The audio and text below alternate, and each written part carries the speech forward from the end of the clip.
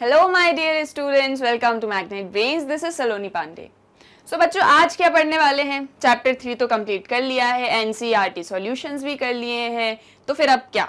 अब बारी आती है इंपॉर्टेंट क्वेश्चंस ऑफ चैप्टर 3 की। ओके, सो इंपॉर्टेंट क्वेश्चंस को हमने 3 पार्ट्स में डिवाइड किया है, very short answer and long answers. Okay, so हम इनको भी डिस्कस कर लेते हैं। आज के इस वीडियो में अपन पढ़ेंगे वेरी शॉर्ट आंसर्स या अपन very short type of questions को यहाँ पर देखने वाले हैं चैप्टर 3 अंडरस्टैंडिंग सोशल इंस्टीट्यूशंस के। Okay, so number 1 is what is the functionalist perspective regarding social institutions. So again वही चीज कि आंसर राइटिंग पैटर्न आपको पता होगा, मैंने आपको ऑलरेडी बता चुका है।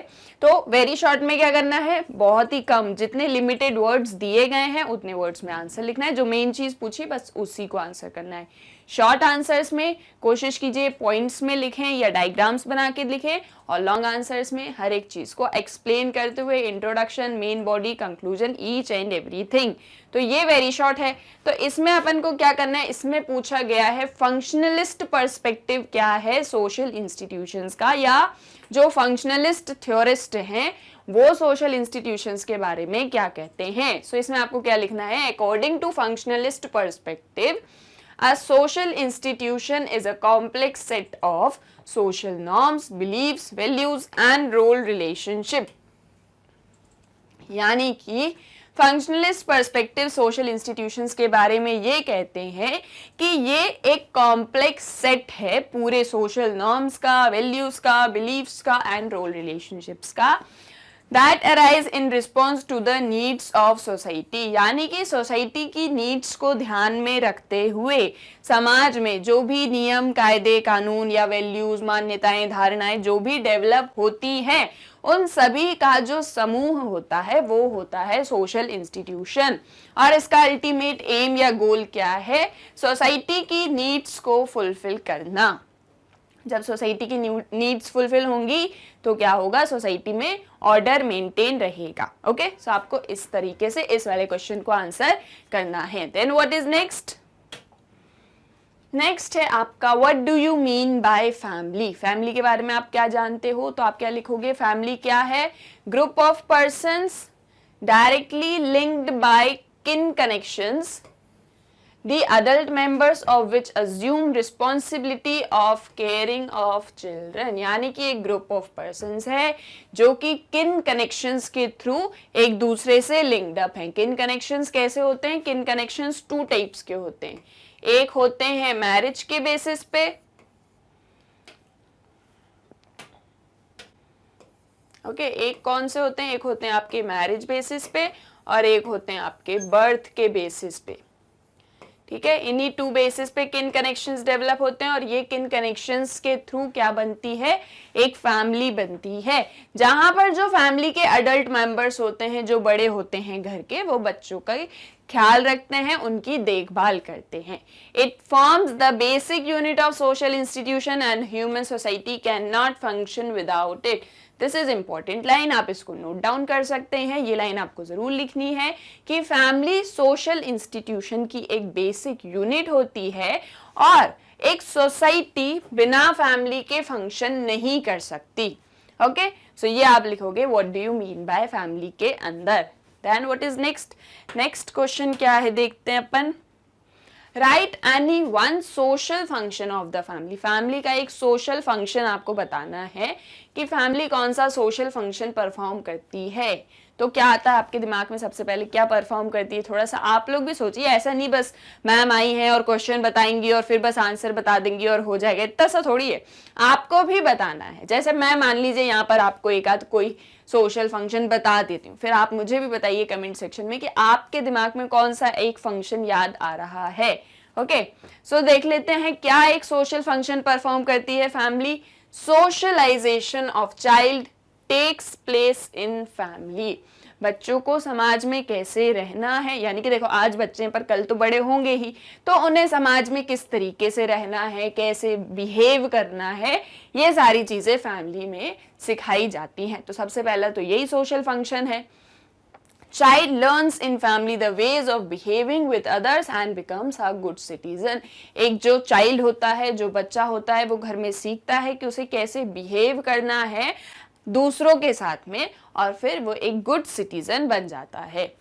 Family also protects our culture and transmits it to next generation. Family के अंदर हमारा जो भी कल्चर होता है, ठीक है, हमारी जो भी संस्कृति होती है, हम उसे सहेज के रखते हैं, है ना, हम उसे हमेशा प्रोटेक्ट करके रखते हैं, हमेशा उसको सहेज के रखते हैं, एंड इसको हम नेक्स्ट जनरेशन में फिर ट्रांसमिट करते हैं। जैसे सपोज आपके पेरेंट्स ने आपको आज जो भी चीजें सिखाई होंगी वो कल को आप अपने बच्चों को सिखाओगे। ओके, सो एक ये भी फंक्शन होता है, मतलब ये सब इसी के ही अंदर आते हैं, बट आप इनमें से कोई भी फंक्शन को मेंशन कर सकते हैं। अब ऐसा नहीं एक फंक्शन पूछा है तो बस एक लाइन ही लिख दी तो फिर एक ही नंबर मिलेंगे बस, ठीक है, थोड़ा सा उसको एक्सप्लेन भी करिए थोड़ा सा। देन नेक्स्ट क्या है, What do you understand by the term marriage? अब मैरिज से आप क्या समझते हो ये पूछा गया है। So a marriage is socially और रिचुअली रिकॉग्नाइज्ड यूनियन। सोशली और रिचुअली यानी कि पहले तो सामाजिक तौर पर और दूसरी तरफ धार्मिक संस्कार या अनुष्ठान के तौर पर एक यूनियन है, ठीक है, एक यूनियन है या फिर एक कॉन्ट्रैक्ट है, ठीक है, किसी किसी कल्चर मतलब कल्चर्स के अकॉर्डिंग होता है, रिलीजन्स के अकॉर्डिंग, किसी कल्चर में किसी रिलीजन में शादी को जो है एक बहुत ही यूनियन काइंड ऑफ माना जाता है और कहीं पर उसे लीगल कॉन्ट्रैक्ट की तरह माना जाता है। सो ये एक यूनियन है जो कि रिकॉग्नाइज्ड है, और रिकॉग्नाइज्ड किसने किया है, सोसाइटी ने, बिटवीन स्पाउसेस, ठीक है, किनके बीच में, जो पति पत्नी है या जो मेन और वुमेन है उनके बीच में, that establishes rights and obligations between them, जो उन्हें ये बताती है कि आपके क्या कर्तव्य हैं या आपके क्या अधिकार हैं। तो ये होता है मैरिज। मैरिज क्या है, सोशली रिचुअली रिकॉग्नाइज्ड यूनियन, इस वर्ड को जरूर यूज करें, रिकॉग्नाइज्ड, ठीक है, socially and ritually recognised union है बिटवीन स्पाउसेस, जो कि उनके राइट्स एंड ऑब्लिगेशंस को बताती है। अपन इंस्टीट्यूशन की बात करें और इंस्टीट्यूशन में तो रूल्स रेगुलेशन सब होते ही हैं, तो वो भी यहाँ पे आएगा। Man and women get social recognition to live together is called marriage, जहां पर एक मेन को और एक वुमेन को साथ में रहने के लिए सोशल रिकॉग्निशन मिल जाता है या समाज से मतलब बिल्कुल सर्टिफिकेट मिल जाता है, ऐसी एक यूनियन को अपन क्या कहते हैं, मैरिज। ओके, ये भी क्लियर है। Then what are the two objectives behind marriage. अब मैरिज के ऑब्जेक्टिव्स क्या होते हैं, क्यों होती है marriage. So marriage regulates the offspring production relationship. Marriage से क्या होता है, ऑफ स्प्रिंग प्रोडक्शन या रिप्रोडक्शन एक्टिविटी होती है जिसके थ्रू सोसाइटी आगे फंक्शन कर पाती है। अगर मैरिज नहीं होगी तो रिप्रोडक्शन एक्टिविटी जो है वो सोशली रिकॉग्नाइज्ड काइंड ऑफ नहीं होगी। एंड मैरिज एस्टैब्लिशेस किन रिलेशन टू अदर, और मैरिज से हमारे जो है रिश्तेदारी बनती है, नातेदारी बनती है, एक दूसरे से हम संबंध में आते हैं, यानी कि सोसाइटी फंक्शन करने के लिए एक अलग अलग डिफरेंट जो है रूप लेती है, ये बोल सकते हैं। ओके, सो ये दो ऑब्जेक्टिव्स होते हैं मैरिज के पीछे। ओके, देन क्या है, discuss the rules of endogamy and exogamy of marriage. अब क्योंकि वेरी शॉर्ट आंसर में पूछा है तो अपन मैरिज को डिफाइन यहाँ पर नहीं करेंगे। अगर शॉर्ट में पूछा होता या लॉन्ग में पूछा होता तो फिर अपन डिफाइन करते हैं। अभी यहाँ पे डायरेक्ट आपसे जो क्वेश्चन पूछा है कि एंडोगेमी और एक्सोगेमी के क्या रूल होते हैं, तो आप लिखोगे the rules of endogamy and exogamy of marriage are discussed below. फिर फर्स्ट पॉइंट में एंडोगेमी को समझाना, सेकेंड पॉइंट में एक्सोगेमी को। अगर दोनों को साथ में ही लिख दोगे तो एग्जैक्ट मतलब क्लियरिटी नहीं दिखेगी आंसर में, तो पॉइंट्स यूज कर लेना। ओके, 2 पॉइंट्स के अंदर आंसर लिखना। एंडोगेमी क्या होता है, जहां पर एक इंडिविजुअल कल्चरली डिफाइंड ग्रुप के अंदर ही शादी करता है, फॉर एग्जाम्पल कास्ट। ठीक है, ये चीज मैंने आपको एक्सप्लेन की थी। एंडोगेमी यानी कि अपने ग्रुप के अंदर शादी करना, एक्सोगेमी अपने ग्रुप के बाहर शादी करना। देखो, it is a reverse of endogamy as it requires the individual to marry out of his और हर ग्रुप, यानी आप अपने ग्रुप से, आप अपनी क्लेन, अपनी ट्राइब, अपनी कास्ट, अपने क्लास से बाहर जाके जब शादी करते हो तो वो एक्सोगेमी होता है, और जब आप अपनी कास्ट के अंदर या फिर अपनी क्लेन के, अपनी ट्राइब के अंदर ही शादी करते हो तो वो एंडोगेमी होता है। ओके, इसमें एग्जाम्पल्स लिख दीजिएगा, यहाँ पर एग्जाम्पल लिख दीजिएगा कास्ट। ठीक है, देन नेक्स्ट है किनशिप। अब किनशिप क्या होती है? So a relation between two और मोर पर्सन्स, दो से ज्यादा लोगों के बीच में जब एक रिलेशनशिप बन जाती है, एक रिश्ता बन जाता है, that is based on common ancestry और मैरिज, जो कि या तो कॉमन एंसेस्ट्री यानी कि वंशज के थ्रू, पूर्वजों के थ्रू, या फिर आपका जहां बर्थ हुआ है उसके थ्रू आपके बीच में बना है, या फिर मैरिज के थ्रू बना है। जैसे कि बर्थ के थ्रू बना होगा तो जैसे आप हैं, फिर आपके कजन्स होंगे, आपके चाचा होंगे, आपकी बुआ होगी, एंड मैरिज के थ्रू जो बने हैं जैसे कि आपके मामा मौसी वगैरह, जो ये सभी लोग जब एक रिश्ते में आ जाते हैं तो वो पूरा जो है बॉन्ड जो कहलाता है, पूरा रिलेशनशिप जो कहलाता है वो किनशिप कहलाता है। ओके, क्लियर है? देन नेक्स्ट आपसे पूछा है व्हाट इज मॉडर्न स्टेट। सब भैया आपको बताना है कि मॉडर्न स्टेट क्या होता है। तो आप क्या बताओगे कि modern state is very different from traditional states. जो मॉडर्न स्टेट्स होते हैं, जो आज के टाइम के स्टेट हैं, वो बहुत ही ट्रेडिशनल स्टेट से बहुत ही डिफरेंट हैं। ठीक है, मतलब जो प्री मॉडर्न सोसाइटीज में जो स्टेट्स होते थे उनसे बहुत ज्यादा डिफरेंट हैं। It is defined by sovereignty, citizenship and ideas of nationalism. इसमें क्या होता है? सोवरेनिटी होती है, सिटीजनशिप होती है और नेशनलिज्म होती है। अब आपको यहाँ पर इन तीनों को एक्सप्लेन नहीं करना है, ठीक है। सिंपली पूछा है कि मॉडर्न स्टेट क्या होते हैं, तो पहले तो बता दो ये ट्रेडिशनल सोसाइटी से बहुत अलग होते हैं। इनमें सोवरेनिटी होती है, सिटीजनशिप होती है, नेशनलिज्म होता है। अब एक और लाइन में ये चीज भी लिख सकते हो कि जो है सोवरेनिटी क्या है। अगर जैसे मान लीजिए वर्ड लिमिट है आपकी 50 वर्ड्स है, अगर 20 वर्ड्स या 30 वर्ड्स वर्ड लिमिट है तो फिर आप बिल्कुल इतना ही लिखिए। लेकिन अगर वर्ड लिमिट ज्यादा है तो एक एक लाइन में इन तीनों को जो है एक्सप्लेन कर दीजिए कि सोवरेनिटी क्या है, जहां पर है हमारा सिर्फ एक ही रूल होगा, सिंगल रूल काइंड ऑफ चीज होगी, जहां पर सिटीजनशिप राइट्स होंगे सिटीजन्स के पास में, नेशनलिज्म की फीलिंग होगी। तो वो चीजों को एक एक लाइन में जस्ट एक्सप्लेन कर दीजिए। Okay, then it has fixed structure and formal procedure. इसमें जो है एक फिक्स्ड स्ट्रक्चर होता है और फॉर्मल प्रोसीजर होता है। ओके, सो ये एक चीज भी आप इसमें नोट कर सकते हैं। फिक्स्ड स्ट्रक्चर कैसे है? देखो ये सारे जो फॉर्मल इंस्टीट्यूशंस हैं ये इवॉल्व अप हो रहे हैं, तो एक फॉर्मल प्रोसीजर हो जाता है, रूल्स हो जाते हैं, रेगुलेशंस हो जाते हैं, एक पूरा सिस्टम हो जाता है, एक स्ट्रक्चर हो जाता है जिसके अकॉर्डिंग वर्क होता है। ऐसा नहीं कि कोई भी वर्क हो रहा है, जैसे मन हो रहा है वैसे वर्क हो रहा है, जैसे भी मन हो वैसे ट्रेड हो रहा है, ऐसा नहीं होता। तो क्या है, एक फिक्स्ड स्ट्रक्चर है, फॉर्मल प्रोसीजर है। ये मॉडर्न स्टेट्स के अंदर सारी चीजें आपको नोट डाउन करनी है। आई होप यहां तक आपको सारी चीजें क्लियर होंगी, क्या क्या क्वेश्चंस हमको अटेम्प्ट करने हैं। देन है गिव डेफिनेशन ऑफ रिलीजन। अब भैया रिलीजन को जो है आपको डिफाइन करना है कि रिलीजन क्या होता है। डेफिनेशन मांगी है तो अगेन वही चीज, क्या सिखाया था मैंने आपको, किसी एक ऑथर को, किसी राइटर को, किसी सोशोलॉजिस्ट को कोट करिए, उनकी डेफिनेशन को कोट करिए। तो हम यहाँ पे कोट कर रहे हैं एमाइल डर्कीम को। ओके, इमाइल डर्कीम को हम यहाँ पे कोट कर रहे हैं। अब इमाइल डर्कीम क्या कहते हैं? According to Emile Durkheim, religion is a unified system of beliefs and practices. Religion जो है वो एक पूरा यूनिफाइड सिस्टम है, कुछ बिलीव्स एंड कुछ प्रैक्टिसेस का, रिलेटेड टू सैक्रेड थिंग्स।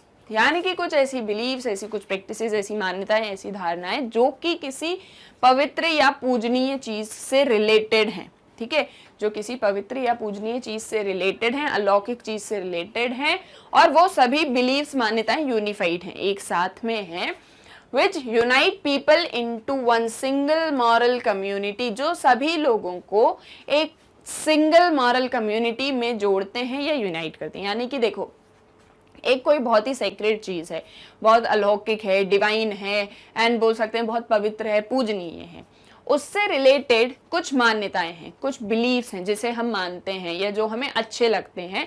अच्छे इन द सेंस ऐसा नहीं कि हमें अच्छे लगते हैं, सबके लिए अच्छे, यूनिवर्सल काइंड ऑफ बिलीव्स हैं, प्रैक्टिसेस हैं, और उन्हें जितने भी लोग मानते हैं वो उन सभी लोगों को एक साथ जोड़ता है। जितने भी लोग उन्हें बिलीव करते हैं, उनको मानते हैं, उन पर भरोसा है, यकीन है, उन सभी को एक साथ यूनाइट करता है, जोड़ता है, इनटू काय में जोड़ता है, एक सिंगल मॉरल कम्युनिटी। इससे एक एकल नैतिक जो है समुदाय की स्थापना होती है। ओके, ये क्लियर है? तो आप ये डेफिनेशन अपनी यूज कर सकते हैं रिलीजन को डिफाइन करने के लिए। अब आपने डिफाइन कर दिया, अब जैसे मान लीजिए आपको एक आध और कोई डेफिनेशन याद है, just in case word limit को याद रखिए अपने आंसर में, है ना, कितने वर्ड्स में पूछा गया है उतनी वर्ड्स में लिखिए, क्योंकि उससे ज्यादा लिखेंगे, देख जस्ट सपोज 5 नंबर का क्वेश्चन है, आप जो है 10 नंबर का मैटर लिखोगे तो टीचर आपको 10 नंबर तो देगा नहीं, ऑब्वियसली 5 के अंदर ही आपको वो मार्किंग करेंगे। तो इसीलिए आप वर्ड लिमिट्स को ध्यान में रखिए। अगर आपको लगता है कि ये वर्ड लिमिट्स अभी पूरी कंप्लीट नहीं हुई है जितने भी पूछा है, तो आप इसमें एक डेफिनेशन और इंक्लूड कर सकते हैं। देन नेक्स्ट क्वेश्चन है आपका, how does education help to transmit the cultures. अब एजुकेशन के थ्रू कल्चर्स जो हैं वो कैसे ट्रांसमिट हो जाते हैं या कैसे ट्रांसफॉर्म हो जाते हैं। ठीक है, एजुकेशन की बात यहाँ पे की गई है, तो आपको लिखना है all the ancient cultures bring in the form of written text, even ancient scriptures are available in this modern time due to education। देखो एजुकेशन से कल्चर में कैसे ट्रांसफॉर्म हुआ, आपको याद होगा अपन ने पढ़ा था education in simple and complex societies. वहां पर अपन ने देखा था कि पहले की सोसाइटीज में जो है कितना डिफरेंस था एजुकेशन को लेके, और फिर बाद में जब हम मॉडर्न टाइम्स में है तो एजुकेशन का एक पूरा पर्सपेक्टिव जो है वो चेंज हो गया। तो वो यही पूछ रहे हैं कि इसके साथ में कल्चर भी कैसे चेंज हुआ। तो वो ये बोल रहे हैं कि जैसे अगर आप पहले एंशिएंट कल्चर में देखो तो जितने भी टेक्स्ट हमारे पास में अवेलेबल होते थे, जितने भी टेक्स्ट वगैरह, मतलब जो भी ग्रंथ समान जो चीजें थी, वो लिखने के लिए लोगों के पास में, जब मतलब एजुकेशन थी नहीं, जब ऐसा कोई कॉन्सेप्ट नहीं था, तो वो सभी जो है मतलब रिटन फॉर्म में नहीं थे। लेकिन एजुकेशन से क्या हुआ, सभी एंशिएंट कल्चर्स को हम रिटन टेक्स्ट में लेके आ पाए। इवन जो एंशिएंट स्क्रिप्चर्स थे, जो भी ग्रंथ, वेद, पुराण, जो भी चीजें होती हैं, अलग अलग रिलीजन में अलग अलग होती हैं, सिर्फ रिलीजन की बात नहीं, क्योंकि कल्चर पूछा जा रहा है इसलिए कल्चर को एक्सप्लेन कर रहे हैं। तो जो भी एंशिएंट स्क्रिप्चर्स भी होते हैं वो आज मॉडर्न टाइम में अगर अवेलेबल हैं तो वो एजुकेशन की वजह से ही अवेलेबल है। In this way education helps in the transmission of culture. इस तरीके से हमारे कल्चर को जो है एजुकेशन ट्रांसमिट कर देती है या ट्रांसफॉर्म करती है। जैसे जैसे आप जो है एजुकेशन आपको प्रोवाइड होगी, आपको जैसे जैसे नॉलेज गेन होगा, तो आप चीज़ों को रिफॉर्म करना ऑलरेडी स्टार्ट कर देंगे। ओके, सो ये 2-3 पॉइंट्स आपको इसमें इंक्लूड करने हैं। नेक्स्ट है what do you mean by wage. अब आप सोचेंगे मैम वेज तो हमने चैप्टर में कहीं भी नहीं पढ़ा, अगर आपने अच्छे से चैप्टर नहीं पढ़ा होगा तो ही आप ऐसा पूछेंगे। देखिए अपन ने पढ़ा था वर्क एंड इकोनॉमिक लाइफ, उसमें अपन ने पढ़ा था वर्क क्या होता है, एंड वहां अपन ने देखा था जो वर्कर्स होते हैं उनको वेजेस मिलते हैं। तो वो यही पूछ रहे हैं कि वो वेज क्या होता है। सो it refers to a fixed amount which is essential part of contract between employer and employee and it is regulated by law। देखो वेज क्या होता है, एक फिक्स्ड अमाउंट, एक फिक्स्ड अमाउंट है, एक फिक्स्ड कर दिया जाए, जैसे सपोज 100 रुपए फिक्स्ड कर दिए, ठीक है। अब कोई वर्क कर रहा है, ठीक है, एक एम्प्लॉयर होता है, एक एम्प्लॉय होता है। एम्प्लॉयर कौन होता है, जो काम देता है, एम्प्लॉय कौन होता है, जो काम करता है। तो एम्प्लॉयर और एम्प्लॉय के बीच में एक कॉन्ट्रैक्ट हो चुका है कि मैं आपको काम दूंगा और आपको वो काम करना है, और वो जो वर्कर है वो भी रेडी हो चुका है कि ठीक है मैं काम करूंगा। तो ये कॉन्ट्रैक्ट हो गया। तो इस कॉन्ट्रैक्ट में एक जो है अमाउंट का भी स्ट्रक्चर होता है या एक अमाउंट का भी वेरिएशन होता है कि आप क्या अमाउंट पे मुझसे काम करवाओगे। एक वो फिक्स्ड अमाउंट जो होता है, जो कि ये जो कॉन्ट्रैक्ट बना है ये लॉ के थ्रू बनता है, ठीक है। इसमें रूल्स होते हैं, रेगुलेशंस होते हैं, एक कॉन्ट्रैक्ट है, लीगल चीज है। तो इसके थ्रू मतलब एक कॉन्ट्रैक्ट के थ्रू एम्प्लॉयर एम्प्लॉय के बीच में जो है कि कितना अमाउंट उसको पे किया जाएगा उसके वर्क के लिए, उसके मेंटल एंड फिजिकल एफर्ट्स के लिए, वो वेज होता है। जैसे सपोज 100 रुपीज फिक्स कर लिए हैं, ये ए पर्सन है, ये इस बी पर्सन को काम दे रहा है, तो ये बी पर्सन काम करेगा, तो ये कितने में काम करेगा, ये अमाउंट फिक्स्ड कर लिया जाता है काय में, कॉन्ट्रैक्ट में। और ये जो कॉन्ट्रैक्ट होता है ये कुछ रूल्स रेगुलेशंस लॉज के थ्रू बाइंडेड होता है। ये क्या होता है, ये होता है wage. Okay, so fixed amount which is essential part of contract between employer and employ and it is regulated by law is wage. Then next है आपका कॉन्ट्रैक्ट क्या होता है। अब वेज तो हमने समझ लिया कि वेज क्या होता है, ये कॉन्ट्रैक्ट क्या है। So contract is an agreement between two individuals, दो लोगों के बीच में या ग्रुप के बीच में या इंडिविजुअल्स के बीच में जब एक कॉन्ट्रैक्ट होता है under some terms and conditions to attain certain goals in a fixed period of time. एक पर्टिकुलर फिक्स्ड टाइम है, ठीक है, कि इतना में, जैसे सपोज 4 महीने का टाइम है, 4 महीने के टाइम में आपको एक गोल दिया गया है, एक काम दिया गया है, उस काम को आपको 4 महीने के अंदर करना है और उस काम में करने में कुछ टर्म्स एंड कंडीशंस होंगी, ठीक है। उस काम को जब आप करोगे तो उसमें कुछ टर्म्स एंड कंडीशंस होंगी कि आपको ये करना है, आपको ये नहीं करना है। जैसे सपोज एम्प्लॉयर और एम्प्लॉय वाला रिलेशन ले लेते हैं, ठीक है, कि एम्प्लॉयर जो है वो उसको काम दे रहा है एम्प्लॉय को, ए और बी का एग्जाम्पल, ये ए पर्सन है, ये इस बी पर्सन को काम दे रहा है, ठीक है, ए पर्सन बी पर्सन को काम दे रहा है। तो ये कह रहा है कि आपको जो मैंने काम दिया है वो काम आपको 4 मंथ्स की ड्यूरेशन के अंदर कंप्लीट करना है, ठीक है। जैसे सपोज इसको फैक्ट्री में काम दिया जा रहा है तो उसको बोला है कि जो भी काम मैं आपको दे रहा हूं आपको उसको 4 मंथ्स की ड्यूरेशन के अंदर कंप्लीट करना है, और इस काम के लिए आपको पूरे 4 महीने जो है, सुबह मान लीजिए आपको 10 बजे ही ऑफिस आना है और फिर उसके बाद में आपको जो सैलरी दी जाएगी वो इतने टाइम पे दी जाएगी और आपको इतना इतना काम करना ही है, अगर आप नहीं करोगे तो हम आपके खिलाफ एक्शन भी ले सकते हैं। ये टर्म्स एंड कंडीशंस होते हैं, ओके। सो क्या है कॉन्ट्रैक्ट? एक एग्रीमेंट है बिटवीन टू इंडिविजुअल्स या groups under some terms and conditions to attain certain goals in a fixed period of time. तो ये हो गया fixed period of time, goal इसको दिया गया है कि आपको क्या काम करना है, ठीक है। 2 इंडिविजुअल्स के बीच में या ग्रुप के बीच में हो रहा है, ये 2 इंडिविजुअल्स हो गए, ठीक है, और कुछ टर्म्स एंड कंडीशंस, तो वो होता है कॉन्ट्रैक्ट, ओके। सो कॉन्ट्रैक्ट क्या होता है? जब सपोज आपसे पूछ लिया जाए कभी भी, अभी नहीं कभी भी पूछ लिया जाए तो आप इसको आंसर कर सकते हो कि कॉन्ट्रैक्ट क्या होता है। Then what are economic institutions? अब economic institutions क्या होते हैं? Economic institutions refers to a coordinated activities of individuals or groups with regard to production, distribution and consumption of products and services in the society. Economic institutions वो activities होती है, देखो economics में क्या होता है, वो एक्टिविटीज जो कि प्रोडक्शन, डिस्ट्रीब्यूशन एंड कंजम्पशन से रिलेटेड हो। प्रोडक्शन यानी कि कुछ गुड्स एंड सर्विसेज का प्रोडक्शन हो रहा है, उत्पादन हो रहा है, डिस्ट्रीब्यूशन उनको डिस्ट्रीब्यूट किया जा रहा है, बांटा जा रहा है, एंड कंजम्पशन कुछ लोग उन्हें खरीद रहे हैं। डिस्ट्रीब्यूट कर रहे हैं तो कुछ लोग खरीदेंगे ही, कंज्यूम करेंगे ही, जैसे आप और हम जो है कंज्यूम करते हैं ना प्रोडक्ट्स को, कोई चीज़ हमें चाहिए होते हैं बाजार से लेके आते हैं, फिर हम उसे यूज करते हैं, उसे कंजम्पशन कहा जाता है। इकोनॉमिक्स की सारी चीजें हैं, तो वो सारी एक्टिविटीज जो कि प्रोडक्शन, डिस्ट्रीब्यूशन एंड कंजम्पशन से रिलेटेड हैं, and the coordinated activities of individuals, और ये जो एक्टिविटीज हैं ये सभी कोऑर्डिनेटेड हैं, एक दूसरे के साथ में जुड़ी हुई हैं, और ना केवल एक्टिविटीज जुड़ी हैं बल्कि ये पर्संस को, ग्रुप्स को, इंडिविजुअल्स को भी जोड़ती हैं इन द सोसाइटी। वो होते हैं इकोनॉमिक इंस्टीट्यूशंस। इकोनॉमिक इंस्टीट्यूशंस क्या है? यानी कि कुछ प्रोडक्शन, डिस्ट्रीब्यूशन, कंजम्पशन हो रहा है सोसाइटी के अंदर, और ये सभी एक्टिविटीज से जो है इंडिविजुअल्स या ग्रुप्स अटैच्ड हैं, उन्हें हम इकोनॉमिक इंस्टीट्यूशंस की तरह डिफाइन कर सकते हैं। ओके, आई होप ये भी आपको क्लियर होगा। देन नेक्स्ट क्वेश्चन है आपका, व्हाट इज स्टेट? अब स्टेट क्या होता है? So state is an association of a group of people, बहुत सारे लोगों की, एक ग्रुप ऑफ पीपल की एक association, having a definite territory, own population,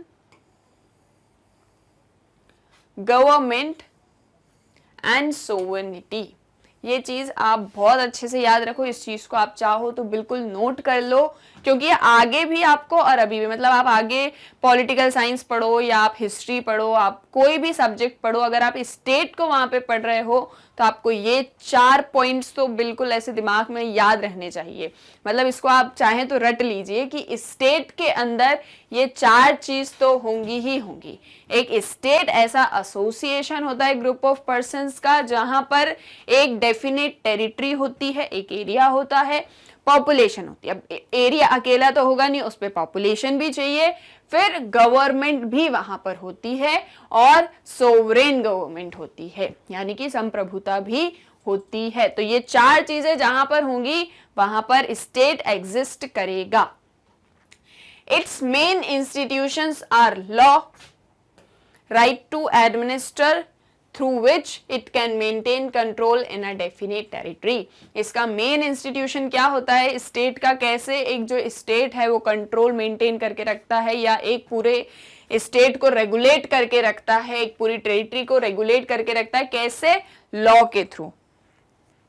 ठीक है, लॉ के थ्रू, और उसके पास में अधिकार होता है कि वो लोगों के ऊपर शासन करे, यानी कि उनको सही गलत बताते हुए सारा कुछ जो सिस्टम है कि इवॉल्व अप हुआ है, ये जो स्टेट क्रिएट हुआ है उसको अच्छे से वर्क करवाए, फंक्शन करवाए। ओके, सो स्टेट क्या होता है, नाउ आई होप आपको ये भी क्लियर हो गया होगा और सारी चीजें अच्छे से क्लियर हो गई होंगी। तो ये थे आपके very short answers. I hope हर एक आंसर आपको क्लियर होगा, हर एक क्वेश्चन भी क्लियर होगा। तो क्वेश्चन करने से पहले, मतलब आंसर को देने से पहले, क्वेश्चन को 2 बार जरूर रीड करें, क्या चीज पूछ रहे हैं डायरेक्टली उसी को आंसर करें। I hope everything is clear to you. Question से रिलेटेड शॉर्ट आंसर्स, ओके, आपके चैप्टर 3 में जो भी वेरी शॉर्ट आंसर्स तो अपन ऑलरेडी डिस्कस कर चुके हैं, अब शॉर्ट आंसर्स क्या बन सकते हैं वो अपन डिस्कस कर लेते हैं। Okay, so number 1, state the functionalist and conflict view of understanding social institutions, यानी कि सोशल इंस्टीट्यूशंस के बारे में फंक्शनलिस्ट एंड कन्फ्लिक्ट इन दोनों ने क्या कहा है या क्या बताया है। तो आंसर की स्टार्टिंग कैसे करोगे, सबसे पहले बताओगे कि सोशल इंस्टीट्यूशंस क्या होते हैं, उन्हें आप डिफाइन करोगे, फिर आप बताओगे कि सोशल इंस्टीट्यूशंस को 2 पर्सपेक्टिव से हम समझ सकते हैं। देखो, आप ऐसे एक चार्ट यूज कर सकते हो इसको बताने के लिए। आप क्या करो, सबसे पहले तो आप सोशल इंस्टीट्यूशंस की डेफिनेशन लिखो, फिर आप उसके बाद में ऐसे एक चार्ट बना सकते हो। आपको ऐसे लिखना है, social institutions,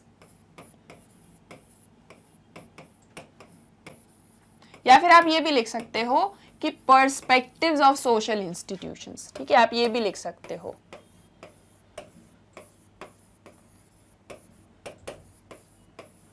okay, perspectives of social institutions आप ऐसे लिखो इधर पे, और फिर इसके बाद में आप इसको 2 फॉर्म्स में शो कर दो एक चार्ट के थ्रू, कि एक होता है फंक्शनलिस्ट पर्सपेक्टिव और सेकंड होता है आपका कन्फ्लिक्ट पर्सपेक्टिव। फिर ये फंक्शनलिस्ट और कन्फ्लिक्ट पर्सपेक्टिव क्या कहते हैं सोशल इंस्टीट्यूशंस के बारे में, इसको आप एक्सप्लेन करो, है ना। ऐसे छोटा सा एक चार्ट बना दोगे, इसको बॉक्स कर दो यहाँ पे, तो इस तरीके से आपका आंसर शो हो जाएगा। ठीक है, फिर आप इसको एक एक करके एक्सप्लेन करो। ठीक है, तो अब आप कैसे एक्सप्लेन करोगे, आप क्या बताओगे, क्या कहते हैं फंक्शनलिस्ट पर्सपेक्टिव। तो फंक्शनलिस्ट पर्सपेक्टिव सोशल इंस्टीट्यूशन को कैसे समझते हैं, that arises in response to the needs of society, यानी कि जो सोसाइटी की नीड्स होती हैं, सोसाइटी की जरूरतें होती हैं, उन्हें फुलफिल करने के लिए सोशल इंस्टीट्यूशंस अराइज होते हैं। Secondly, social institutions exist to satisfy social needs, society की नीड्स को फुलफिल करने के लिए होते हैं। ये क्या होते हैं, जो भी सोसाइटी के नॉर्म्स हैं, बिलीव्स हैं, वैल्यूज हैं, रोल रिलेशनशिप है, प्रैक्टिसेस हैं, इन सभी का एक कॉम्प्लेक्स सेट जो पूरा होता है वो होता है आपका सोशल इंस्टीट्यूशंस। जितने भी ये सब बिलीव्स वगैरह हैं, इन सभी का एक पूरा सेट है, समूह है, ग्रुप है, उसे हम सोशल इंस्टीट्यूशंस कहते हैं, और ये सोसाइटी की नीड्स को फुलफिल करने के लिए अराइज होते हैं, ऐसा फंक्शनलिस्ट कह रहे हैं। Then accordingly we find informal and formal institutions in society. तो दूसरी चीज वो ये कह रहे हैं कि इसके अकॉर्डिंगली हम सोसाइटी के अंदर एक तो इनफॉर्मल और एक तो फॉर्मल सोशल इंस्टीट्यूशंस को देखते हैं या पढ़ते हैं। तो इनफॉर्मल आपके क्या हो गए, फैमिली हो गया, आपकी मैरिज हो गया, किनशिप हो गया, और फॉर्मल आपके क्या हो गए, इकोनॉमिक्स, पॉलिटिकल्स, रिलीजन, एजुकेशन, ये सभी आपके फॉर्मल इंस्टीट्यूशंस हो गए। ओके, सो फंक्शनलिस्ट क्या बता रहे हैं सोशल इंस्टीट्यूशंस के बारे में, आई होप आपको क्लियर होगा।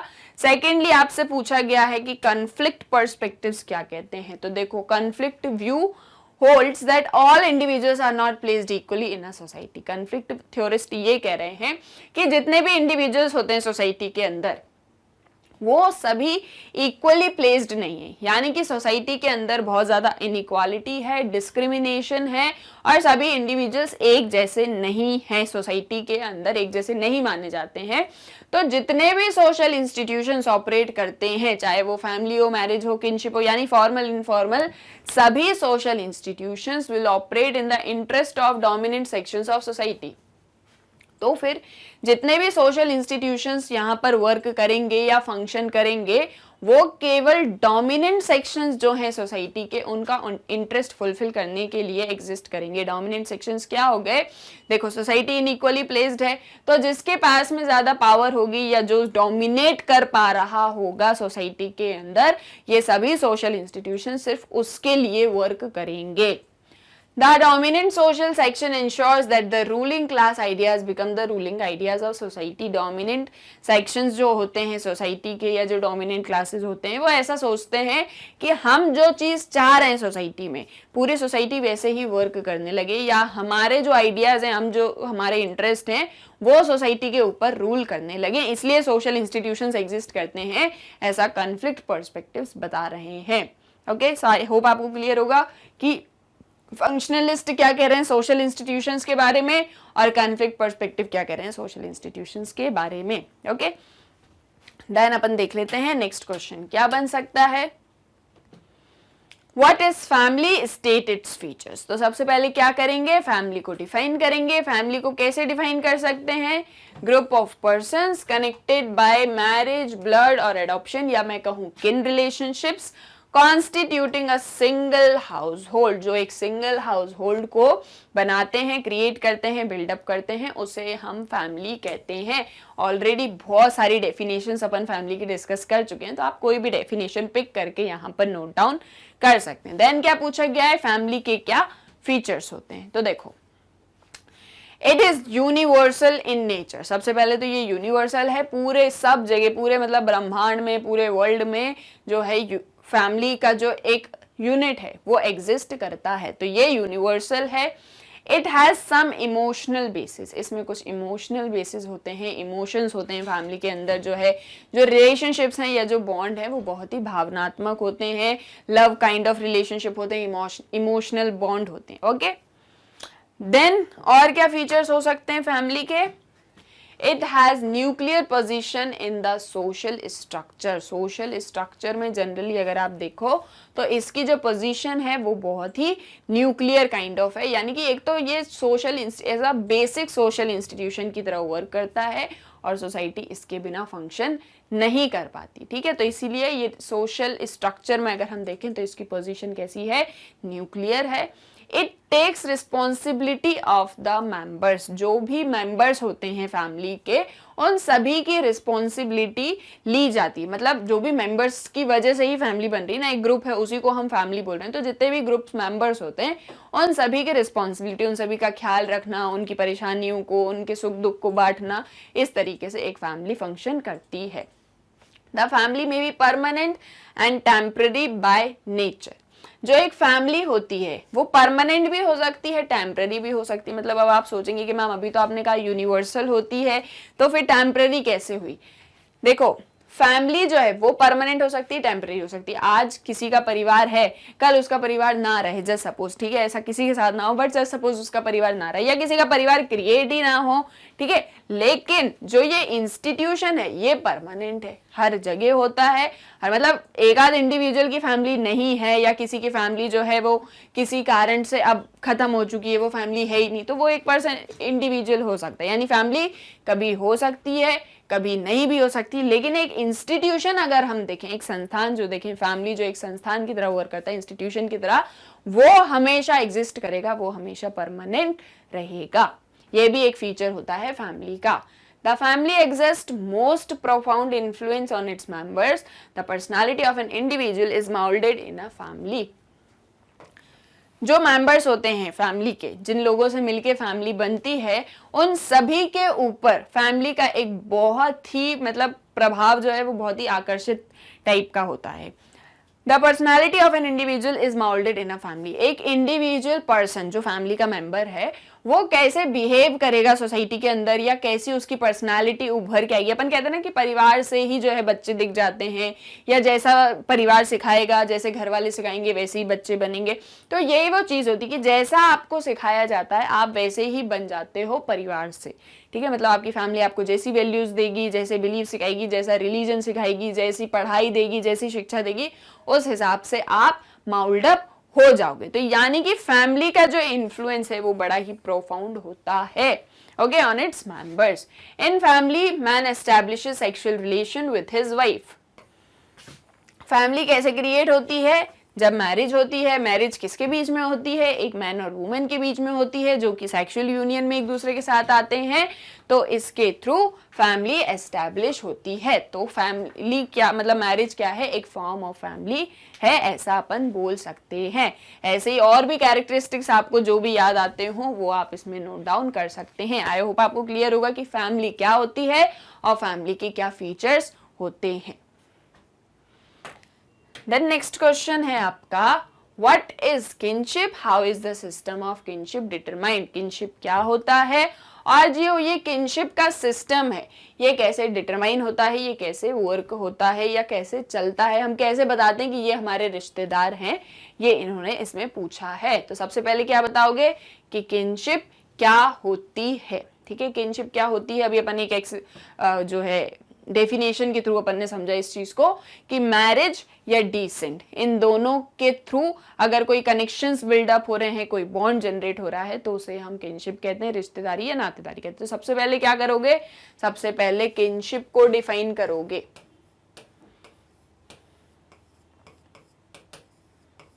डिफाइन भी करो और मीनिंग भी बताओ। डेफिनेशन बता दो किसी एक सोशियोलॉजिस्ट की, है ना, या थिंकर की, और फिर उसका मीनिंग भी बताओ, थोड़ा सा उसको एक्सप्लेन भी करो। फिर बाकी कैसे सिस्टम डिटरमाइंड होता है।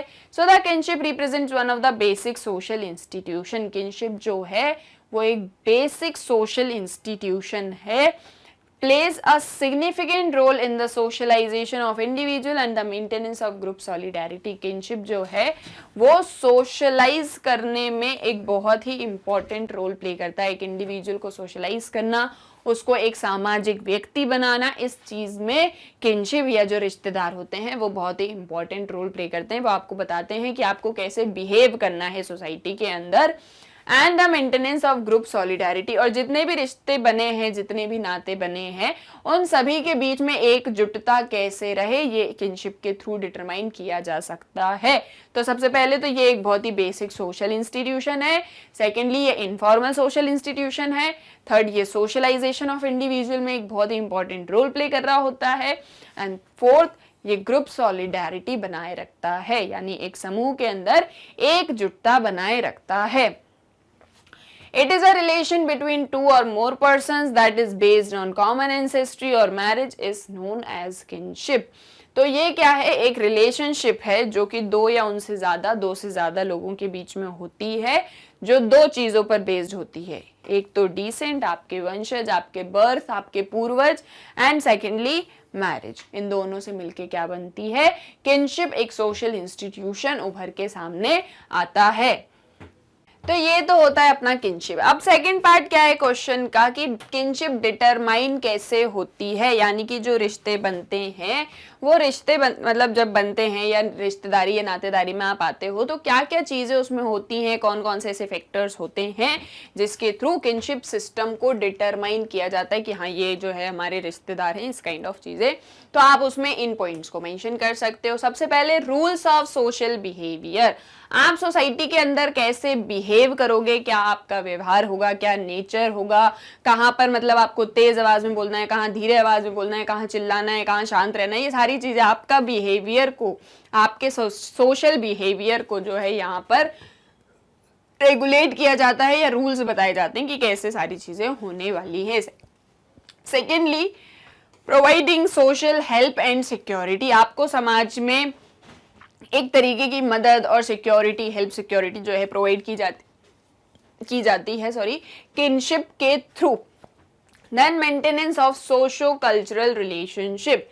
जो भी आपकी सोसाइटी के अंदर रिलेशनशिप होते हैं, आपकी सोसाइटी, आपके कल्चर, इन सभी के बीच में एक रिलेशनशिप होती है, तो वो कैसे मेंटेन होती है ये किनशिप के अंदर डिटरमाइन किया जाता है।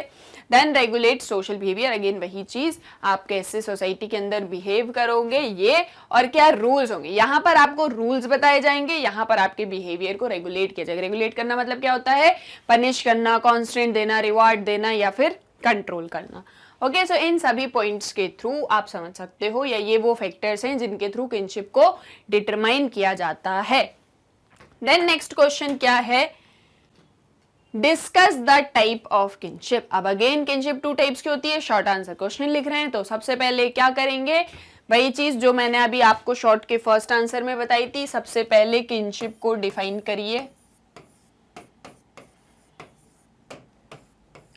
और वर्ड लिमिट तो आपको याद रखनी है, हर एक आंसर में ये चीज मैं आपको ऑलरेडी बता चुकी हूँ, है ना। तो सबसे पहले क्या करिए, किनशिप को डिफाइन करिए, फिर उसके बाद में बताइए कि ये जो किनशिप होती है ये 2 टाइप्स की होती है। पूछा गया है कितने टाइप्स की किनशिप होती है, तो 2 टाइप्स की होती है। एक होती है एफाइनल और एक होती है आपकी कॉन्सेंग्यूनियस।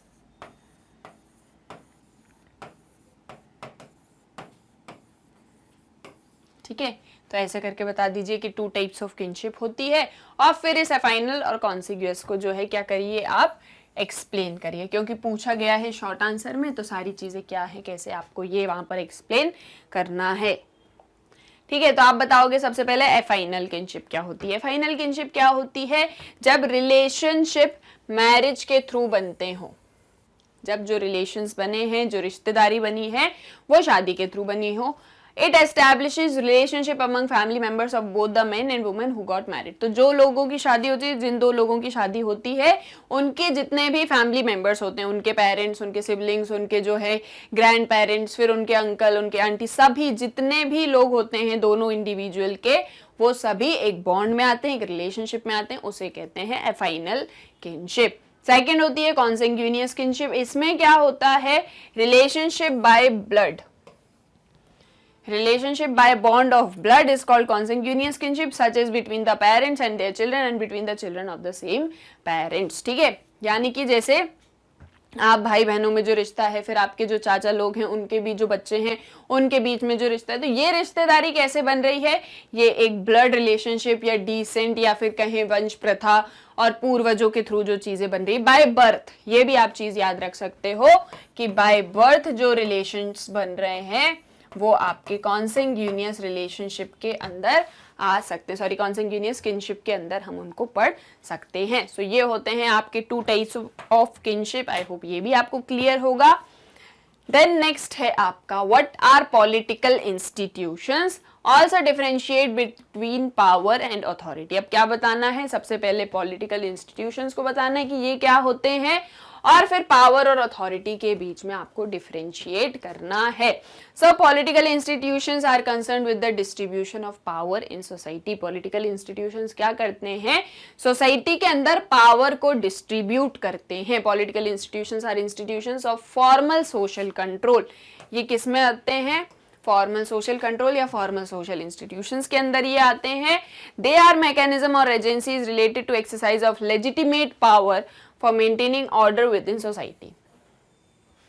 ये एक ऐसा मैकेनिज्म होते हैं या एक ऐसी एजेंसी है जो क्या करती है, सोसाइटी के अंदर ऑर्डर मेंटेन करने के लिए लेजिटिमेट पावर को एक्सरसाइज करती है। लेजिटिमेट पावर यानी कि जहां पर आपकी जो शक्ति का प्रदर्शन आप कर रहे हो वो वैध हो, उसको प्रदर्शित करने के लिए आपके पास में अधिकार हो, अथॉरिटी हो। ठीक है, यानी कि आप रूल कर रहे हो, आप लोगों के ऊपर पावर यूज कर रहे हो, आपकी पावर वैध है, आप जो पावर यूज कर रहे हो उससे सोसाइटी में ऑर्डर मेंटेन होता है। ऐसे एक एजेंसी या ऐसे एक इंस्टीट्यूशन को अपन पॉलिटिकल इंस्टीट्यूशन कहते हैं। Political institutions refer to government और state that has both power and authority. तो पॉलिटिकल इंस्टीट्यूशंस के अंदर हम क्या पढ़ते हैं, जो भी सोसाइटी में पॉलिटिकल एपरेटस होती है, चाहे वो स्टेट हो या गवर्नमेंट हो, जो हमारे ऊपर पावर और अथॉरिटी एक्सरसाइज कर रहे हैं।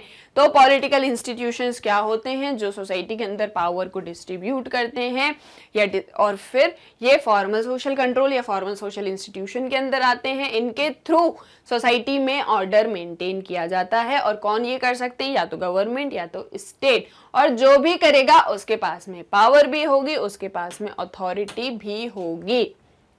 अब क्या पूछा है कि पावर और अथॉरिटी के बीच में डिफरेंस क्या होता है। पावर अथॉरिटी तो होगी, पर पावर और अथॉरिटी क्या होती है ये पूछा है। तो आप पहले बताओगे पावर क्या होती है, फिर आप बताओगे अथॉरिटी क्या होती है। तो पावर क्या है, एबिलिटी टू इन्फ्लुएंस और control the behaviour of people, and authority क्या है, लेजिटिमेट पावर। पावर के थ्रू, शक्ति के थ्रू, जब आप अपनी शक्ति का प्रदर्शन करते हो, किसी के ऊपर पावर एक्सरसाइज करते हो, तो आप उसके बिहेवियर को इन्फ्लुएंस कर पा रहे हो। ये जो एबिलिटी जिसके अंदर होती है उसके पास में पावर होती है। अथॉरिटी इज लेजिटिमेट पावर, तो जो पावर एक्सरसाइज हो रही है, जो शक्ति का प्रदर्शन हो रहा है, अगर वो वैध है, हमें लगता है वो सही है, तो उस इंसान के पास में अथॉरिटी है, उसके पास में अधिकार है कि वो हमारे ऊपर पावर एक्सरसाइज करे। तो अधिकार और शक्ति दोनों एक साथ साथ जाते हैं। It is the exercise of will which is voluntarily accepted, यानी कि ऐसा हमारे ऊपर जो है इस तरीके से हमको इन्फ्लुएंस किया जा रहा है कि हमको लगता है कि ये चीज जो है सही हो रही है, ये जो हमारे ऊपर पावर एक्सरसाइज कर रहे हैं, ये जो हमारे ऊपर रूल कर रहे हैं, वो सही कर रहे हैं, वो सही काम कर रहे हैं, उनकी पावर हमारे ऊपर वैध है और हम उसको खुद अपनी इच्छा से एक्सेप्ट कर लेते हैं। ठीक है, तो फिर वो क्या होता है, वो फिर अथॉरिटी बन जाती है, यानी जिसके पास में पावर है उसके पास में अथॉरिटी भी है। क्यों? क्योंकि हमने उसकी अथॉरिटी को, हमने उसकी पावर को एक्सेप्ट कर लिया है। As legitimate power, authority is socially recognized and justified. क्योंकि अब जो अथॉरिटी है, जो अधिकार है, उसको हमने मान लिया है और हमको लगता है कि वो वैध है, तो फिर अथॉरिटी क्या हो गई, सोशली रिकॉग्नाइज्ड हो गई और जस्टिफाइड हो गई, यानी कि उसको समाज ने रिकॉग्नाइज कर दिया और जस्टिफाइड कर दिया। It is therefore based on consent. तो अथॉरिटी किसके ऊपर बेस्ड होती है, कंसेंट के ऊपर। तो ये चीजें आपको एक्सप्लेन करनी है। अब आप चाहो तो आप इसमें एक चार्ट भी बना सकते हो और सारी चीजों को उसके थ्रू भी एक्सप्लेन कर सकते हो। आप कैसे करोगे, आंसर को आप कैसे फॉर्मेट में लिखोगे, सबसे पहले आप डिफाइन करोगे या मीनिंग बताओगे पॉलिटिकल इंस्टीट्यूशंस का। पॉलिटिकल इंस्टीट्यूशंस क्या होते हैं आप ये बताओगे। फिर पूछा गया है कि पॉलिटिकल इंस्टीट्यूशंस के अंदर आपको पावर और अथॉरिटी बताना है, तो आप बताओगे एक तरफ पावर होती है, एक तरफ अथॉरिटी होती है। पावर क्या है, एबिलिटी है to influence behaviour of others. Power कभी भी आइसोलेशन में एक्सरसाइज नहीं की जा सकती है ना। कुछ लोगों के पास में पावर है और कुछ के पास में नहीं है। कुछ के पास में पावर, जैसे सपोज मेरे पास में पावर है और आपके पास में पावर नहीं है, तभी तो मैं अपनी पावर को एक्सरसाइज कर पाऊंगी। अगर सबके पास में पावर है तो फिर पावर को एक्सरसाइज तो हम कर ही नहीं सकते, और क्योंकि हमारी पावर लोग मान रहे हैं इसीलिए हम पावर को एक्सरसाइज कर रहे हैं। तो पावर कभी भी आइसोलेशन में नहीं हो सकती। पावर इंक्लूसिव होती है, सब जगह होती है पावर। ठीक है, और एक और चीज क्या होती है पावर में, कि ये डिपेंड करती है on the will of others, दूसरों की मर्जी के ऊपर डिपेंड करती है। Okay, then what is authority. Authority क्या होती है, तो अथॉरिटी को भी आप ऐसे ही एक चार्ट के थ्रू एक्सप्लेन कर सकते हो। यहाँ पे समझा देती हूँ। ठीक है, अथॉरिटी क्या है, लेजिटिमेट है। लेजिटिमेट का मतलब क्या है, वैध है, हमको लगता है कि सही है। ये किसके ऊपर बेस्ड होती है, ये कंसेंट के ऊपर बेस्ड होती है। जब हमारी मर्जी होगी, हमारी इच्छा होगी, हमको लगता होगा सही है, तो हम इसे मानेंगे। तो अथॉरिटी क्या होती है, राइट होती है, जस्ट होती है यानी जस्टिफाइड होती है, और फेयर होती है। ठीक है, तो इन शॉर्ट आप इन सारे पॉइंट्स को भी यहाँ पर जो है मेंशन अपने आंसर में कर सकते हो कि पावर और अथॉरिटी दो पार्ट्स में डिवाइडेड होती है। पावर ये होती है, अथॉरिटी ये होती है। ठीक है, फिर आप इसको एक्सप्लेन करो कि हम पावर एंड अथॉरिटी को क्यों, मतलब क्यों दोनों के बीच में क्या डिफरेंस है, कैसे है, वो फिर आप अपने आंसर में सारी चीजों को इंक्लूड कर सकते हो। आई होप आपको क्लियर होगा ये वाला आंसर। देन है discuss the concept of modern state. Modern state क्या होता है ये आप हमको जो है बताइए। तो आप क्या बताओगे, मॉडर्न स्टेट जो है वो बहुत ही डिफरेंट होते हैं प्री मॉडर्न स्टेट से, या जो ट्रेडिशनल सोसाइटीज़ में स्टेट एग्जिस्ट करते थे उनसे बहुत ज़्यादा डिफरेंट होते हैं कौन, मॉडर्न स्टेट्स। और जो मॉडर्न स्टेट्स होते हैं उनका एक अपना फिक्स्ड स्ट्रक्चर होता है और अपना एक फॉर्मल प्रोसीजर भी होता है। State exist where there is political apparatus of government ruling over a given territory.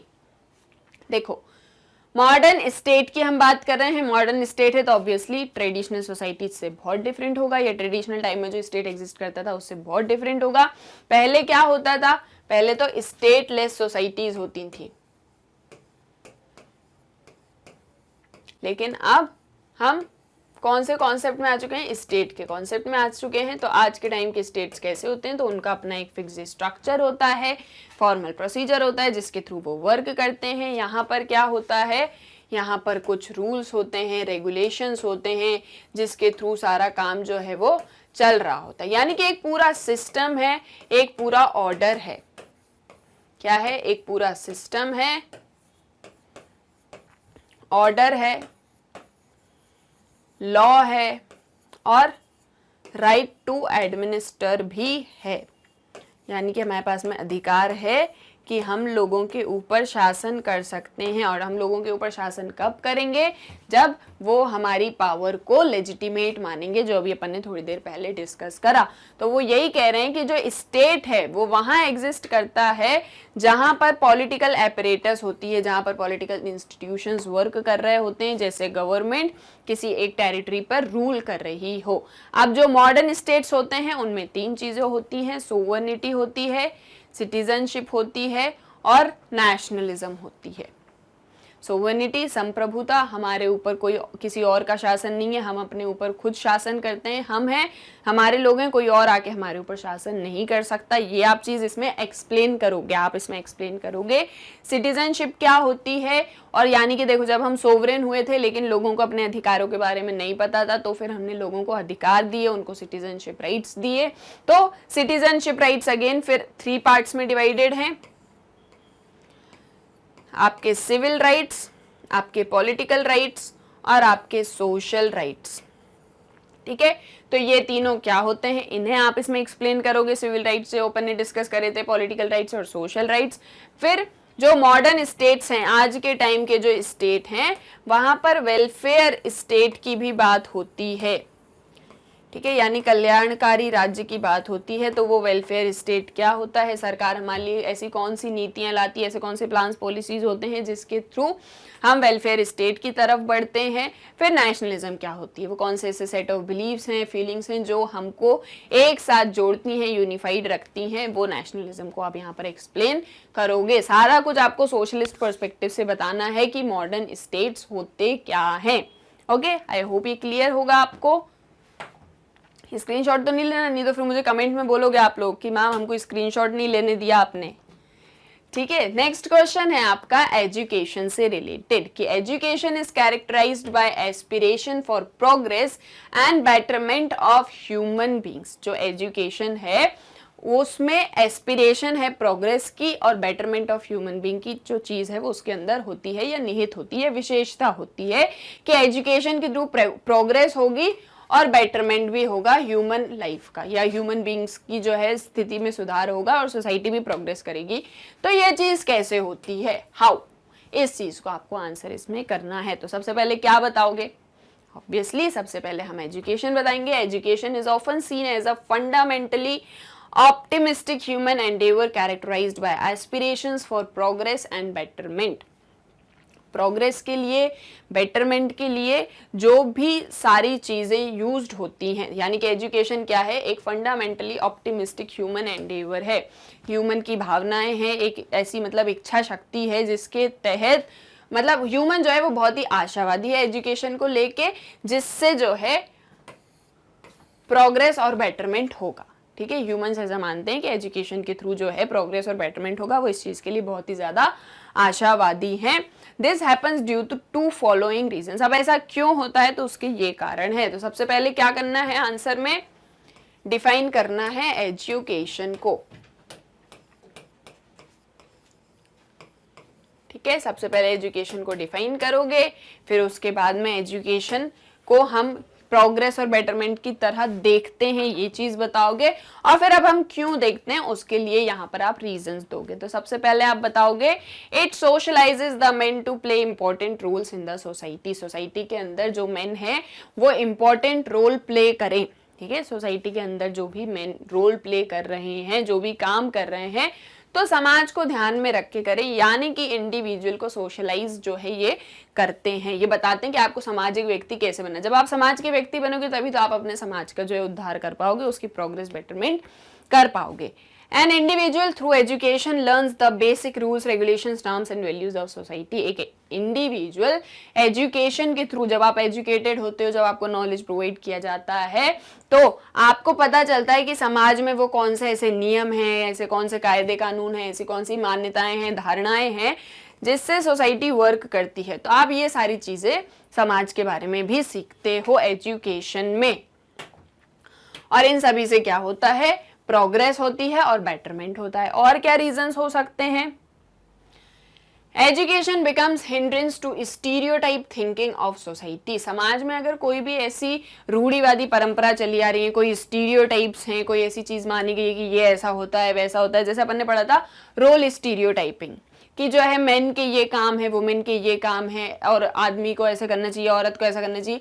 ये जो सारी चीजें हैं जो समाज के अंदर स्टीरियोटाइप कर दिया जाता है, सोच को स्टीरियोटाइप कर दिया जाता है, वो सारी चीजें एजुकेशन के थ्रू खत्म कर ली जाती हैं या खत्म कर सकते हैं। यानी कि देखो, वो कहते हैं ना कि दिमाग पर ताला लगा हुआ था, तो वो जो दिमाग का ताला खोला जाता है, उसकी जो चाबी होती है वो होती है education. Then it also raises the issue of inequality, women empowerment and achieve these through education. Education में जो भी समाज के अंदर अगर कोई इनइक्वालिटी फैली हुई है या वुमेन एम्पावरमेंट की बात जो है, ये सब हम एजुकेशन के थ्रू करते हैं। मतलब जब आप एजुकेटेड हो जाते हो तो आप इन सारी बातों को भी करने लगते हो। देखो, आप लोग भी सब पढ़ लिख रहे हो, आप लोग भी सारी चीज़ों को जानते हो, आप भी एजुकेटेड हो, तो आपको भी कुछ चीज़ें दिखती होंगी कि ये, जैसे आप लोगों ने कहा कि हाँ मैडम, कास्ट सिस्टम को हटाना चाहिए, ठीक है, कास्ट सिस्टम गलत है। किसी ने कहा कि हाँ, लोग क्या कहेंगे, ये चीज सोचना एक बहुत ही बुरी चीज है। मतलब आप चीजों को एनालाइज कर पा रहे हो ना, आप चीजों को समझ पा रहे हो। और आप चीजों को कब समझ रहे हो, क्योंकि आप एजुकेटेड हो, क्योंकि आप जानते हो कि अगर कोई चीज हो रही है और अगर उसके कोई दुष्परिणाम है तो हमें उसको खत्म करना चाहिए। जैसे फॉर एग्जाम्पल कोई प्रथा चली आ रही है ना, पहले जो है विडो रीमैरिज जो है बहुत ही ऐसा श्राप माना जाता था कि जो विधवा हो चुकी हैं अब उनकी शादी ना करवाई जाए और ये ना हो। लेकिन फिर बाद में क्या हुआ, जब हमने चीज़ों को देखा, हमने समझा कि अरे नहीं, उनकी तो पूरी लाइफ सामने पड़ी है, वो अपनी लाइफ में भी कुछ कर सकते हैं और हर एक इंडिविजुअल यूनिक है, तो हमने समझा नहीं, ये काम जो है ज़रूरी है ताकि उनका भी बेटरमेंट हो। तो यानी कि जब हम समझ लेते हैं चीज़ों को, जब हम उनको नॉलेज प्रोवाइड हो जाता है, जब हम नॉलेज गेन कर लेते हैं, तो हम सोसाइटी के बेटरमेंट की बात खुद ब खुद करने लग जाते हैं। जैसे वुमेन एम्पावरमेंट, आज हम कहते हैं कि महिलाएं भी किसी से पीछे नहीं हैं, वो भी आगे हैं, वो भी सब कुछ कर सकती हैं, जो मेन कर सकते हैं वो वुमेन भी कर सकती है। तो ये सब बातें हम कब करें, जब हमको उनके पोटेंशियल के बारे में पता है, जब हम एजुकेशन के थ्रू ये सारे पॉइंट्स को हाईलाइट कर रहे हैं। और जब हम इन इश्यूज को उठाते हैं तो सोसाइटी प्रोग्रेस करती। सिर्फ इशू उठाने से नहीं, सिर्फ बात करने से नहीं, चीजों में बदलाव लाने से सोसाइटी प्रोग्रेस करती है। Education everywhere has led the formation of social personalities. हर जगह एजुकेशन से आपकी सोशल पर्सनालिटी क्या होगी, आपका कैसा कैरेक्टर होगा, ये निकल के सामने आता है। Education helps in transmitting culture through proper moulding of social personality. ये चीज़ भी मैंने आपको बताई थी कि एजुकेशन के थ्रू हम अपने कल्चर को भी ट्रांसफॉर्म कर सकते हैं। एक चीज़ जो सबसे मेन थी, मैंने आपको पूरे एजुकेशन इंस्टीट्यूशन के अंदर समझाई थी, वो था चेंज, कि आप समाज में चेंज कैसे ला सकते हो। समाज में चेंज लेके आओगे, ऑब्वियसली सोसाइटी प्रोग्रेस करेगी और बेटरमेंट होगा ह्यूमन लाइफ का। The curriculum of school extracurricular activities and the informal relationship amongst students and teacher communicate social skills and values। School के अंदर एक जो पूरा इन्वायरमेंट होता है, ठीक है, एजुकेशन हमको स्कूल से ही, इनिशियल एजुकेशन हमें स्कूल से प्रोवाइड होती है, घर से होती है, फिर स्कूल से होती है। तो स्कूल्स का एक जो इन्वायरमेंट होता है, को करिकुलर एक्टिविटीज़ होती है, जो टीचर्स होती हैं, हमारे फ्रेंड्स होते हैं, स्टूडेंट्स होते हैं, सीनियर्स होते हैं, जूनियर्स होते हैं, उन सभी के साथ में हमारे जो रिलेशनशिप्स होते हैं, उन सभी के थ्रू भी हम समाज के बारे में जान पाते हैं। तो जितना ज़्यादा आप समाज के बारे में जानोगे, जितना ज़्यादा आप सोचोगे, जितना ज़्यादा आप एजुकेटेड होगे, तो आप समाज के बेटरमेंट की बात कर पाओगे, आप ह्यूमन बींग्स के भी बेटरमेंट की बात कर पाओगे, और आपकी सोसाइटी डेवलप होगी। तो कैसे सोसाइटी डेवलप हो रही है एजुकेशन के थ्रू, ये चीज हमको इस आंसर में एक्सप्लेन करनी थी। आई होप आपको क्लियर हो गया होगा। देन आपका नेक्स्ट क्वेश्चन क्या है? नेक्स्ट क्वेश्चन भी आपका एजुकेशन से ही रिलेटेड है, बट क्वेश्चन का थोड़ा सा बस मतलब क्वेश्चन करने का तरीका बस चेंज कर दिया, बट क्वेश्चन एजुकेशन से ही रिलेटेड है। What is education and discuss its importance and various forms. Education क्या होती है और उसके कितने फॉर्म्स होते हैं। तो इसमें सबसे पहले अगेन वही चीज, आप क्या करोगे, एजुकेशन का मीनिंग बताओगे, उसको डिफाइन करोगे कि एजुकेशन क्या होती है।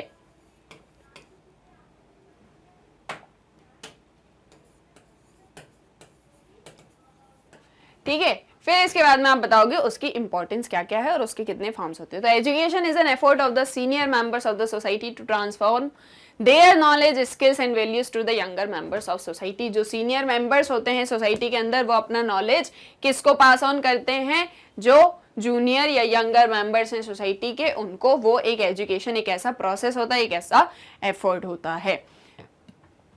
It is the process of giving intellectual, moral, physical and social instructions to a child for his all round development। देखो, यानी कि एक चाइल्ड का जब ऑल राउंड डेवलपमेंट करना, उसकी पर्सनालिटी को मोल्ड अप करना है, तो हम उसको क्या देते हैं, हम उसको intellectual, moral, physical and social instructions देते हैं या नॉलेज प्रोवाइड करते हैं।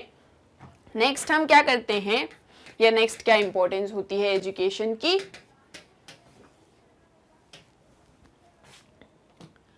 Education is important as it socializes the child to play adult roles in society। Again वही चीज, socialization करना इंडिविजुअल का, and the education is mainly two forms, formal and informal। तो आप पहले क्या बताओगे, आप पहले education क्या होती है ये बताओगे, उसकी इंपॉर्टेंस बताओगे। तो प्रीवियस जो अपन ने अभी क्वेश्चन सॉल्व करा, जहां पर अपन ने progress and betterment of human beings की बात करी, वो वाले पॉइंट्स को भी आप इस आंसर में इंक्लूड कर सकते हो, इसलिए यहाँ पर मैंने उन पॉइंट्स को कम रखा है। थर्ड क्या चीज पूछी है, फॉर्म्स क्या होते हैं, तो आप बताओगे एक फॉर्मल फॉर्म होता है, एक इनफॉर्मल फॉर्म होता है। या एजुकेशन टू टाइप्स में दी जाती है, एक फॉर्मली, एक इनफॉर्मली। इनफॉर्मली जो घर में दी जाती है, घर के बड़े लोग देते हैं, वो काइंड ऑफ एजुकेशन होती है।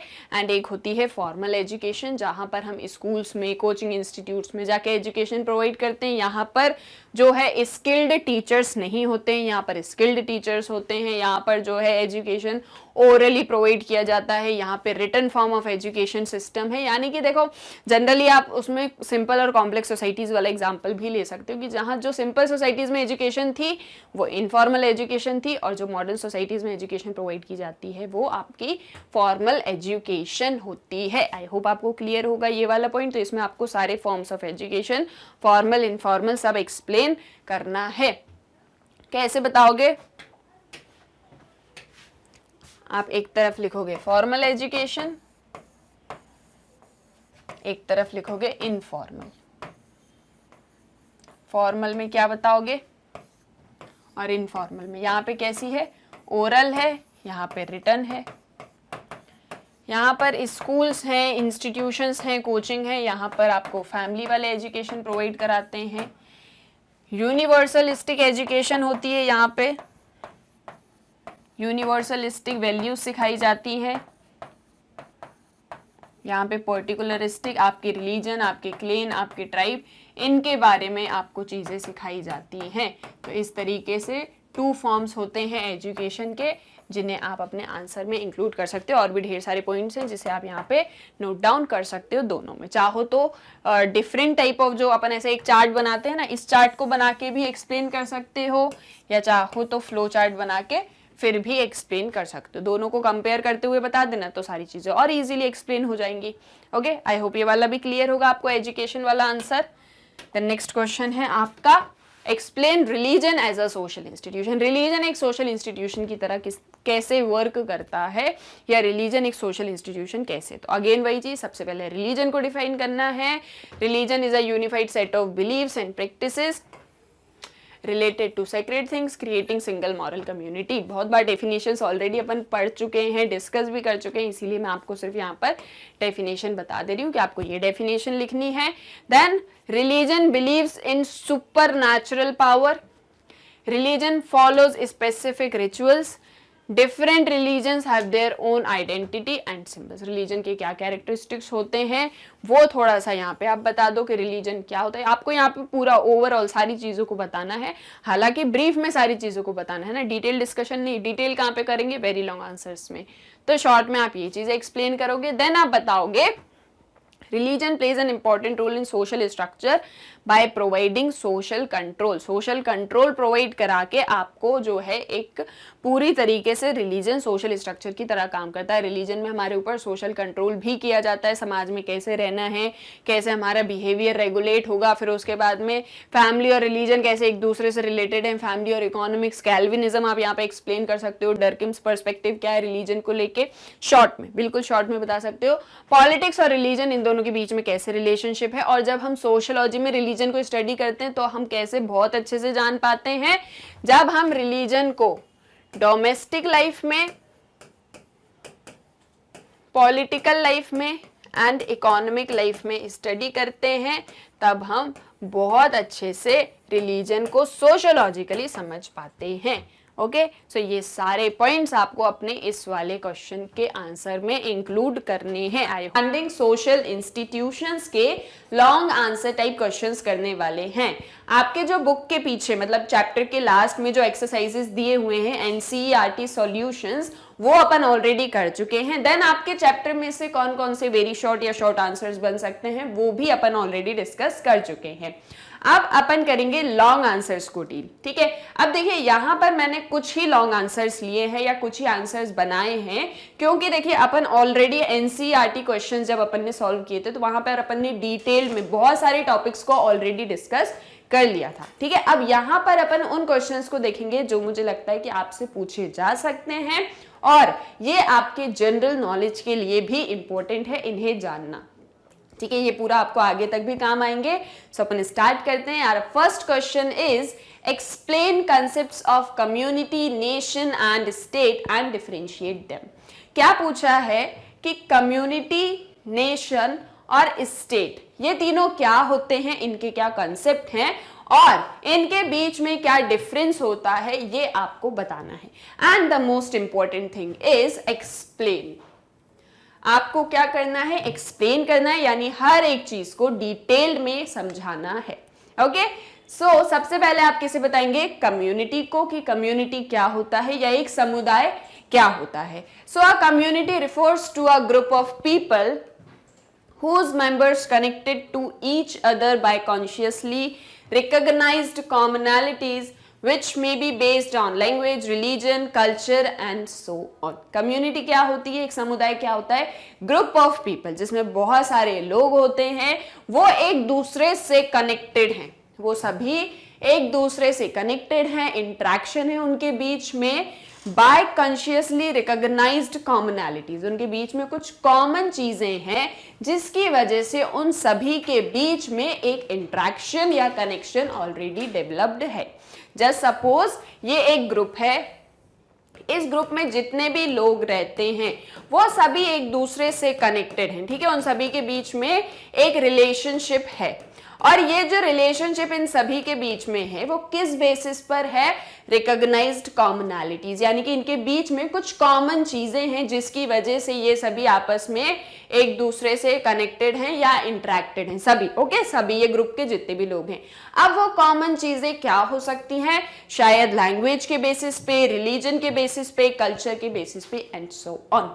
जस्ट सपोज उनकी एक ही जैसी लैंग्वेज है, जस्ट सपोज आसामीज पीपल जितने भी लोग हैं वो वो सभी जो है अपने एक समुदाय में रहते हैं, उनका रिलीजन, उनका जो धर्म है वो भी एक जैसा है, उनके जो कल्चर हैं, way of life, way of thinking, way of thoughts या बिलीव्स जो भी हैं वो सभी एक जैसे हैं।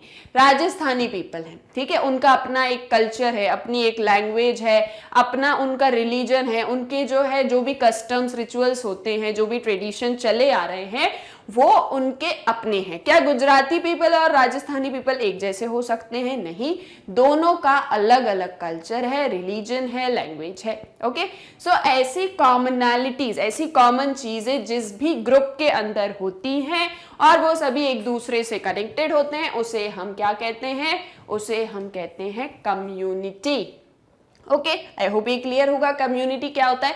अब आप इसको और अपने एग्जाम्पल्स के थ्रू बता सकते हो कि कम्युनिटी क्या होता है। आप इसमें क्या आसामीज पीपल, राजस्थानी पीपल और भी जितनी कम्युनिटीज आपको याद आती हैं और आप उन्हें स्पेसिफिकली उनकी लैंग्वेज के थ्रू, उनके रिलीजन के थ्रू एक्सप्लेन कर सकते हो, उनकी क्या अटायर है, कैसा कल्चर है, कैसे ट्रेडिशंस है, आप उसको भी इसमें एक्सप्लेन कर सकते हो। यानी कि आप इसके अंदर एग्जाम्पल्स को भी इंक्लूड कर सकते हो। क्या इंक्लूड कर सकते हो? एग्जाम्पल। देन नेक्स्ट है आपका नेशन। अब एक नेशन क्या होती है या एक नेशन क्या होता है? So a nation is a territorial community psychologically bound together. अब एक नेशन जो है वो टेरिटोरियल कम्युनिटी है जो सभी एक दूसरे से बाउंड है, एक दूसरे के साथ में है। A nation has aspirations for political autonomy और political organisation, it is not sovereign. देखो, जैसे मैंने अभी आपको एक्सप्लेन किया, कम्युनिटी, ठीक है, एक समुदाय। अब एक समुदाय किसी एक जगह पर रहता होगा, है ना, उसके पास में कोई एक टेरिटरी होगी जहां पर वो रहते होंगे और उन सभी के बीच में जो है रिलेशनशिप्स भी हैं। ये हो गई आपकी कम्युनिटी। अब कम्युनिटी के साथ साथ अगर एक पर्टिकुलर एरिया पर ही वो रहते हैं, देखिए जो समुदाय होता है, मैं मानती हूँ कि उनके बीच में कॉमनैलिटी है, ग्रुप ऑफ पर्सन एक दूसरे से इंटरेक्ट करते हैं, पर जरूरी नहीं है हर एक समुदाय के लोग सभी साथ में ही रहते हो, शायद वो थोड़ा दूर रहते हो, किसी और टेरिटरी पे, किसी और एरिया पे रहते हो। लेकिन जब एक पूरी कम्युनिटी किसी एक ही पर्टिकुलर एरिया पर या टेरिटरी पर रिसाइड कर रही होती है, रह रही होती है, एंड प्लस उनकी पॉलिटिकल या ऑर्गेनाइजेशन की एस्पिरेशंस होती हैं, एक जो है कम्युनिटी है या समुदाय है या जो ग्रुप ऑफ पीपल है वो एक ही टेरिटोरियल एरिया पर रह रहे हैं, उन सभी के बीच में इंटरेक्शन, जैसे सपोज वो एक ही समुदाय के नहीं भी हैं पर उनके बीच में इंटरेक्शन है, वो सभी एक दूसरे से कनेक्टेड हैं, प्लस वो चाहते हैं कि इस मतलब जहां वो रह रहे हैं, जो उनकी प्लेस है, वहां पर उनकी पॉलिटिकल एस्पिरेशंस हैं, वो चाहते हैं कि यहाँ पर एक पॉलिटिकल ऑर्गेनाइजेशन जो है वो सामने आए या वो एस्टेब्लिश हो, उसको हम क्रिएट करें। पॉलिटिकल ऑर्गेनाइजेशन जैसे फॉर एग्जाम्पल गवर्नमेंट हो, है ना, something which is related with our governance. Politics क्या होती है? वो सभी एक्टिविटीज जिसमें कि गवर्नेंस एक्टिविटीज से रिलेटेड हो, जहां पर हमारे ऊपर रूल किया जा रहा हो, शासन किया जा रहा हो। तो यहाँ पे ये क्या चाहते हैं? इनकी अपनी पॉलिटिकल एस्पिरेशंस है, ये एक पॉलिटिकल ऑर्गेनाइजेशन चाहते हैं, ये इन शॉर्ट ये गवर्नमेंट को चाहते हैं। लेकिन अभी इनके पास में गवर्नमेंट है नहीं और ना ही ये सोवरेन है, ना ही ये सोवरेन है, इनके ऊपर कोई भी रूल कर सकता है या कोई भी इन्हीं में से राजा बन सकता है या कोई और कम्युनिटी से इनके ऊपर रूल कर सकता है। तो इन शॉर्ट जो नेशन क्या होता है? जहां पर टेरिटरी हो, सभी एक दूसरे से बाउंड हो, एक दूसरे से कनेक्टेड हो, प्लस उनकी पॉलिटिकल एस्पिरेशंस हो या वो चाहते हैं कि पॉलिटिकल ऑर्गेनाइजेशन यहाँ पर क्रिएट हो या डेवलप हो, and they are not sovereign. वो सोवरेन नहीं। सोवरेन क्या होता है अभी और अपन आगे देखने वाले हैं। ओके, सो ये क्या है? ऐसी एस्पिरेशंस जिसकी हो या ऐसी एक जब यूनिट आपको दिखती है तो वो होती है nation. Okay, so I hope clear होगा कि कम्युनिटी क्या होती है एंड नेशन क्या होती है। तो नेशन के क्या 4 कैरेक्टरिस्टिक्स आप बता सकते हो कि एक नेशन क्या होती है? जहां पर टेरिटरी हो, ओके, जहां पर टेरिटरी हो या एरिया हो, इंट्रैक्शन हो सभी के बीच में, okay, they are bound together, and उनकी अपनी पॉलिटिकल एस्पिरेशंस हो या वो अपनी पॉलिटिकल ऑर्गेनाइजेशन डेवलप या क्रिएट करना चाहते हैं, aspirations. Okay, and fourth most important, they are not sovereign. ऐसी यूनिट या ऐसी एंटिटी आपको जहां भी नजर आए वो क्या हो जाती है, वो हो जाती है नेशन। ओके, क्लियर है ये आपको कि एक नेशन के क्या कैरेक्टरिस्टिक्स होते हैं और एक कम्युनिटी क्या होती। तीसरी चीज क्या पूछी आपसे, स्टेट। स्टेट क्या होता है ये भी आपको एक्सप्लेन करना है। So let's see what is state. State. It is a community of persons settled in a definite territory having an organized government and enjoying absolute independence from external control. इस line में आप क्या चीजें note down कर रहे हो या क्या चीजें आपको दिख रही हैं? कम्युनिटी ऑफ पर्सन्स यानी कि बहुत सारे लोग या फिर group of people settled in a definite territory, इनका एक डेफिनेट एरिया है, टेरिटरी है जहां पर ये लोग रहते हैं। ऑर्गेनाइज्ड गवर्नमेंट, इनके पास में गवर्नमेंट है यानी कि इनके पास में पॉलिटिकल ऑर्गेनाइजेशन है जो वर्क कर रही है या गवर्नमेंट है जो रूल कर रही है। And enjoying absolute independence from external control, इनके ऊपर कोई भी बाहरी दबाव या बाहरी शक्ति इनको कंट्रोल नहीं कर रही है, कोई भी एक्सटर्नल पावर नहीं है जो इनके ऊपर कंट्रोल कर रही है। ये लोग इंडिपेंडेंट हैं। ओके, ये लोग क्या हैं? इंडिपेंडेंट हैं एब्सोल्यूटली। ऐसी यूनिट होती है स्टेट। स्टेट के 4 एलिमेंट्स होते हैं, वही 4 जो यहां पर अभी मैंने आपको नोट करके बताए। Territory, okay, secondly government, third they are sovereign, इनके ऊपर कोई भी एक्सटर्नल कंट्रोल नहीं होता है, एंड पॉपुलेशन, यानी कि ये चीजें जहां भी आपको मिलेंगी वो स्टेट होगा, या ये 4 चीजें जिस भी यूनिट के अंदर डाल दी जाएंगी वो एक स्टेट बन जाएगा या स्टेट वहां पर क्रिएट हो जाएगा। अब इन चारों को समझते हैं कि ये क्या होती हैं।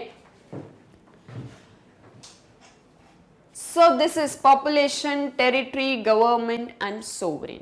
अब मैंने आपसे कहा एक स्टेट के लिए, एक स्टेट होने के लिए या स्टेट एग्जिस्ट वहीं पे करता है जहां पर एक पॉपुलेशन होती है, जहां पर लोग होंगे।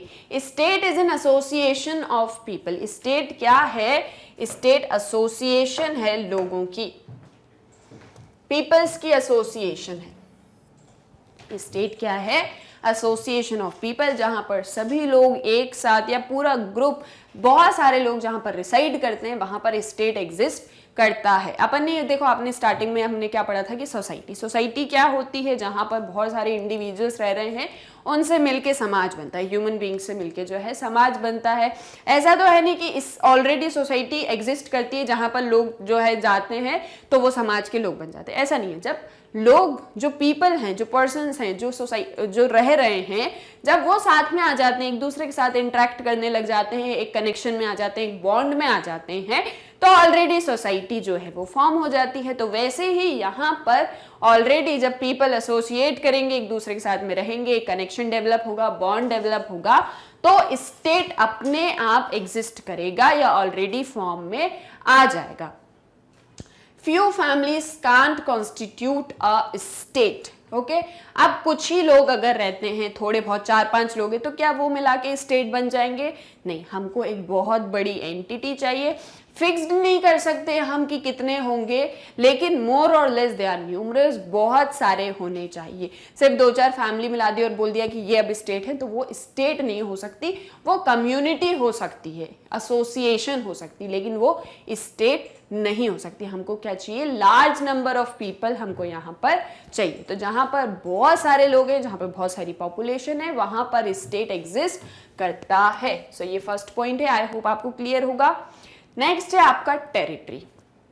अब भैया लोग हैं, पीपल हैं, उनकी एसोसिएशन है, तो ऑब्वियसली वो एक किसी पर्टिकुलर टेरिटरी पर रहते होंगे, वो किसी एक एरिया पर रहते होंगे। अब अगर हम स्टेट की बात कर रहे हैं कि स्टेट कहाँ पर एग्जिस्ट करता है या स्टेट क्या होता है, तो स्टेट के लिए क्लियरली डिफाइंड टेरिटरी होना बहुत इंपॉर्टेंट है। ओके, स्टेट के लिए क्लियरली डिफाइंड टेरिटरी होना बहुत इंपॉर्टेंट है। जहां पर क्लियरली डिफाइंड टेरिटरी होगी, मतलब एक पूरा जो है बोल दिया जाएगा कि ये वाला जो एरिया है ये हमारा है, वो स्टेट हो जाएगा। ओके, जो भी लोग रह रहे हैं, जब उनके बीच में इंटरेक्शन हो रहा है, वो जहां पर रिसाइड कर रहे हैं, तो उनकी एक क्लियरली डिफाइंड टेरिटरी होगी। जहां टेरिटरी होती है वहां स्टेट एग्जिस्ट करता है। अच्छा, ये चारों चीजें अलग अलग नहीं है, जहां ये चारों चीजें होंगी वहां स्टेट एग्जिस्ट करेगा। तो स्टेट के लिए टेरिटरी होना भी बहुत इंपॉर्टेंट होता है। A group of nomads can constitute a state. Nomads कौन होते हैं? जो इधर उधर घूम रहे होते हैं, जैसे कि जो बंजारे होते हैं, ठीक है, बंजारे होते हैं, वो इधर से उधर, एक जगह से दूसरी जगह अपनी लिविंग को लेके यहाँ वहां जो है घूमते रहते हैं। तो जो लोग इधर उधर घूमते रहते हैं वो स्टेट को फॉर्म नहीं कर सकते। आप स्टेट को फॉर्म कब करोगे? जब आपकी क्लियरली डिफाइंड टेरिटरी होगी कि ये हमारा एरिया है। जैसे सपोज मैं इतने एरिया में खड़ी हूं और ये मेरा एरिया है, लेकिन एक सिंगल पर्सन का एरिया नहीं होता, क्या चाहिए? पॉपुलेशन। तो जहां पॉपुलेशन है, टेरिटरी भी है, वहां पर स्टेट एग्जिस्ट करता है या स्टेट फॉर्म होता है। अब जो टेरिटरी होगी तो क्या होगा? वहां पर टेरिटोरियल लैंड होना चाहिए, यानी कि जगह जमीन हो। टेरिटोरियल वाटर्स भी होते हैं, ठीक है, टेरिटोरियल वाटर्स भी होते हैं कि ये वाली जो नदी है या ये वाला जो रिवर है या ये वाला जो भी मतलब जितना भी पानी यहाँ पर है, ये हमारी एरिया के अंदर आता है। ना केवल हवा, मतलब ना केवल लैंड और वाटर, इवन एयर, एयर भी टेरिटरी का पार्ट होती है, ठीक है। यानी कि ये जो पूरा ऊपर एरिया है जहां पर ये पूरी एयर है, ये भी मेरी टेरिटरी के अंदर आता है। मैं जस्ट सपोज मैं इतने एरिया में खड़ी हूँ, ओके, सो ये मेरा लैंड है। जस्ट सपोज यहाँ पे एक रिवर सिस्टम है, तो ये भी मेरे टेरिटरी के अंदर आता है। और इस एरिया में जितनी भी एयर है ऊपर, वो भी मेरी टेरिटरी के अंदर आती है। तो वहां पर स्टेट फॉर्म होता है, ओके। पॉपुलेशन जहां पर है, टेरिटरी जहां पर है, वहां पर स्टेट फॉर्म होगा, ओके। ये वाला पॉइंट भी क्लियर है। देन थर्ड, और क्या चीज चाहिए हमको एक स्टेट को फॉर्म करने के लिए? हमें चाहिए गवर्नमेंट, हमें चाहिए गवर्नमेंट, हमें चाहिए सरकार। अब सरकार क्या करती है या सरकार क्या होती है? तो एक ऐसी मशीनरी या एक ऐसी एजेंसी जिसके थ्रू स्टेट जो है फंक्शन करेगा। अब स्टेट एग्जिस्ट करता है तो स्टेट फंक्शन भी करेगा, तभी तो स्टेट आगे बढ़ेगा, तभी तो जो है उसका डेवलपमेंट होगा, उसकी ग्रोथ होगी, तभी होगा। तो स्टेट फंक्शन कब करेगा? जब एक गवर्नमेंट होगी, जब एक सरकार होगी। सरकार क्या करेगी? Enact, implement law and enforce justice. सरकार क्या करेगी? आपके लिए नियम बनाएगी, कायदे कानून बनाएगी और आपको जो है जस्टिस प्रोवाइड करेगी, ठीक है। नियम कायदे कानून होंगे जहां पर आपको पता होगा आपको कैसे बिहेव करना है, आपके लिए क्या पॉलिसीज हैं, क्या स्कीम्स हैं, क्या प्लान्स हैं। अब देखो, जितने भी लोग पॉपुलेशन में होते हैं, जितने भी पीपल एक स्टेट के अंदर रहते हैं, वो सभी तो गवर्नमेंट का पार्ट नहीं हो सकते। कुछ सिलेक्टिव लोग ही होते हैं जिनसे गवर्नमेंट बनती है ना। सो ये क्या करेंगे? ये हमारे लिए लॉ बनाएंगे, उन्हें इंप्लीमेंट करेंगे, उन्हें एनफोर्स करेंगे और सभी में जो है इक्वालिटी हो, सभी के लिए जस्टिस हो, फेयरनेस हो, ये इंश्योर करेगी कौन? Government, okay. सो एक गवर्नमेंट भी स्टेट के फंक्शनिंग के लिए बहुत इंपॉर्टेंट होती है। Then what is fourth? Fourth था हमारा सोवरेन या संप्रभु। तो जो एक स्टेट होगा वो सोवरेन भी होना चाहिए। कैसे होगा sovereign? Absolute power of the state, यानी कि स्टेट की पूरी पावर होगी, स्टेट के लोगों से पावर होगी या स्टेट की पूरी पावर होगी। It is independent of any external control. कोई और बाहरी राज्य आके या कोई और टेरिटरी के जो लोग हैं वो कोई भी आके हमारे ऊपर कंट्रोल नहीं कर सकते। हम जिस स्टेट का पार्ट हैं वो ही स्टेट हमारे ऊपर रूल्स रेगुलेशंस बनाएगा और उसी की एब्सोल्यूट पावर होगी हमारे ऊपर। तो ऐसे जहां पर ये चारों चीज आपको दिखती हो वहां पर स्टेट फॉर्म होता है, ठीक है। जहां पर भी ये चारों आपको दिखे वहां पर स्टेट एग्जिस्ट करता है या स्टेट फॉर्म होता है। सो नाउ आई होप आपको सारी चीजें क्लियर होंगी कि एक कम्युनिटी क्या होती है, एक नेशन क्या होती है और एक स्टेट क्या होता है। अब इन तीनों के बीच में डिफरेंस क्या है ये अपन देख लेते हैं। Difference between community, nation and state. तो जो एक कम्युनिटी होती है, no political aspirations to form a state, ठीक है। देखो पहले रीड करते हैं। Nation, a community with political aspiration but not sovereign, okay, state क्या है? पॉलिटिकली ऑर्गेनाइज्ड भी है, सोवरेन भी है और इंटरनेशनली रिकॉग्नाइज्ड भी है। देखो, जो कम्युनिटी होती है, एक समुदाय जहां पर ग्रुप ऑफ पीपल एक दूसरे के साथ इंटरेक्ट करते हैं, उनके बीच में कॉमनैलिटी है, उनकी कोई भी पॉलिटिकल एस्पिरेशन नहीं होती, वो नहीं चाहते कि हमारे ऊपर कोई राज करे और कोई गवर्नमेंट हो जो हमारे लिए नियम कायदे कानून बनाए। उनका अपना रिलीजन है, अपना कल्चर है, जिसके थ्रू वो वर्क करते हैं। तो यहाँ पर कोई भी पॉलिटिकल एस्पिरेशंस नहीं होती हैं। नेशन क्या होता है?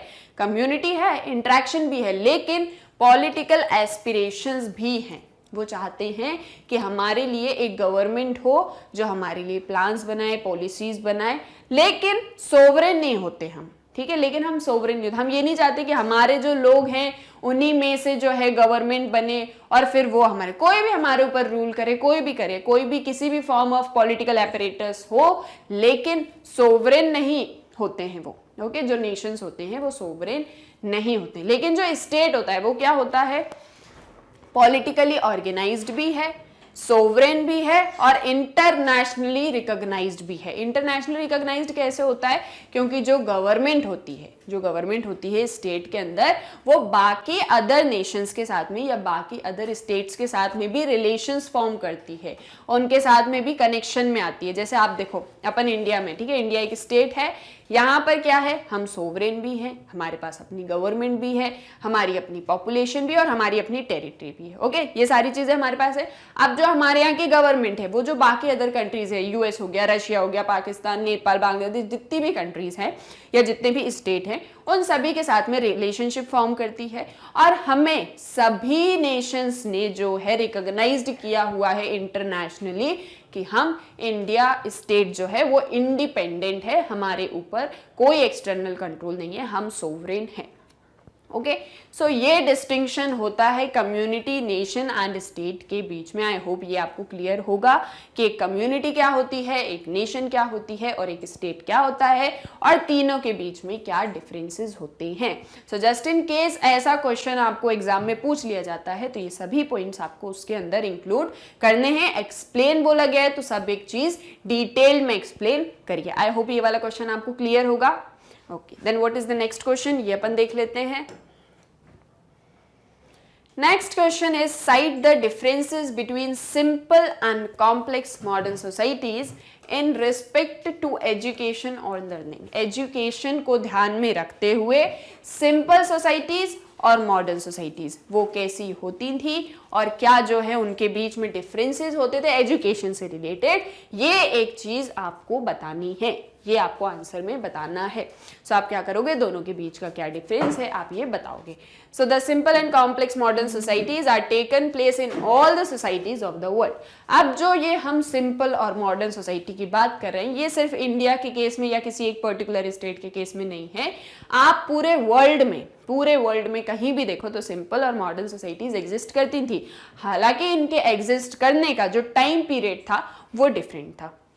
जैसे कि आप अमेरिका की बात करो तो अमेरिका में सिंपल सोसाइटीज बहुत पहले हुआ करती थी, लेकिन फिर वो मॉडर्न होने लगे। जब वो मॉडर्न होने लगे उस टाइम पे इंडिया में सिंपल सोसाइटी एग्जिस्ट कर रही थी। सो ये डिफरेंस है कि दोनों का टाइम पीरियड अलग हो सकता है, लेकिन पूरे वर्ल्ड में जो है ये एग्जिस्ट करती थी। अब क्या सिंपल सोसाइटी होती थी, क्या कॉम्प्लेक्स सोसाइटी होती थी, ये अपन देख लेते हैं। सो the simple society provides more informal education. Simple society में किस तरीके की एजुकेशन प्रोवाइड की जाती थी, कैसा जो है नॉलेज प्रोवाइड किया जाता था, informal.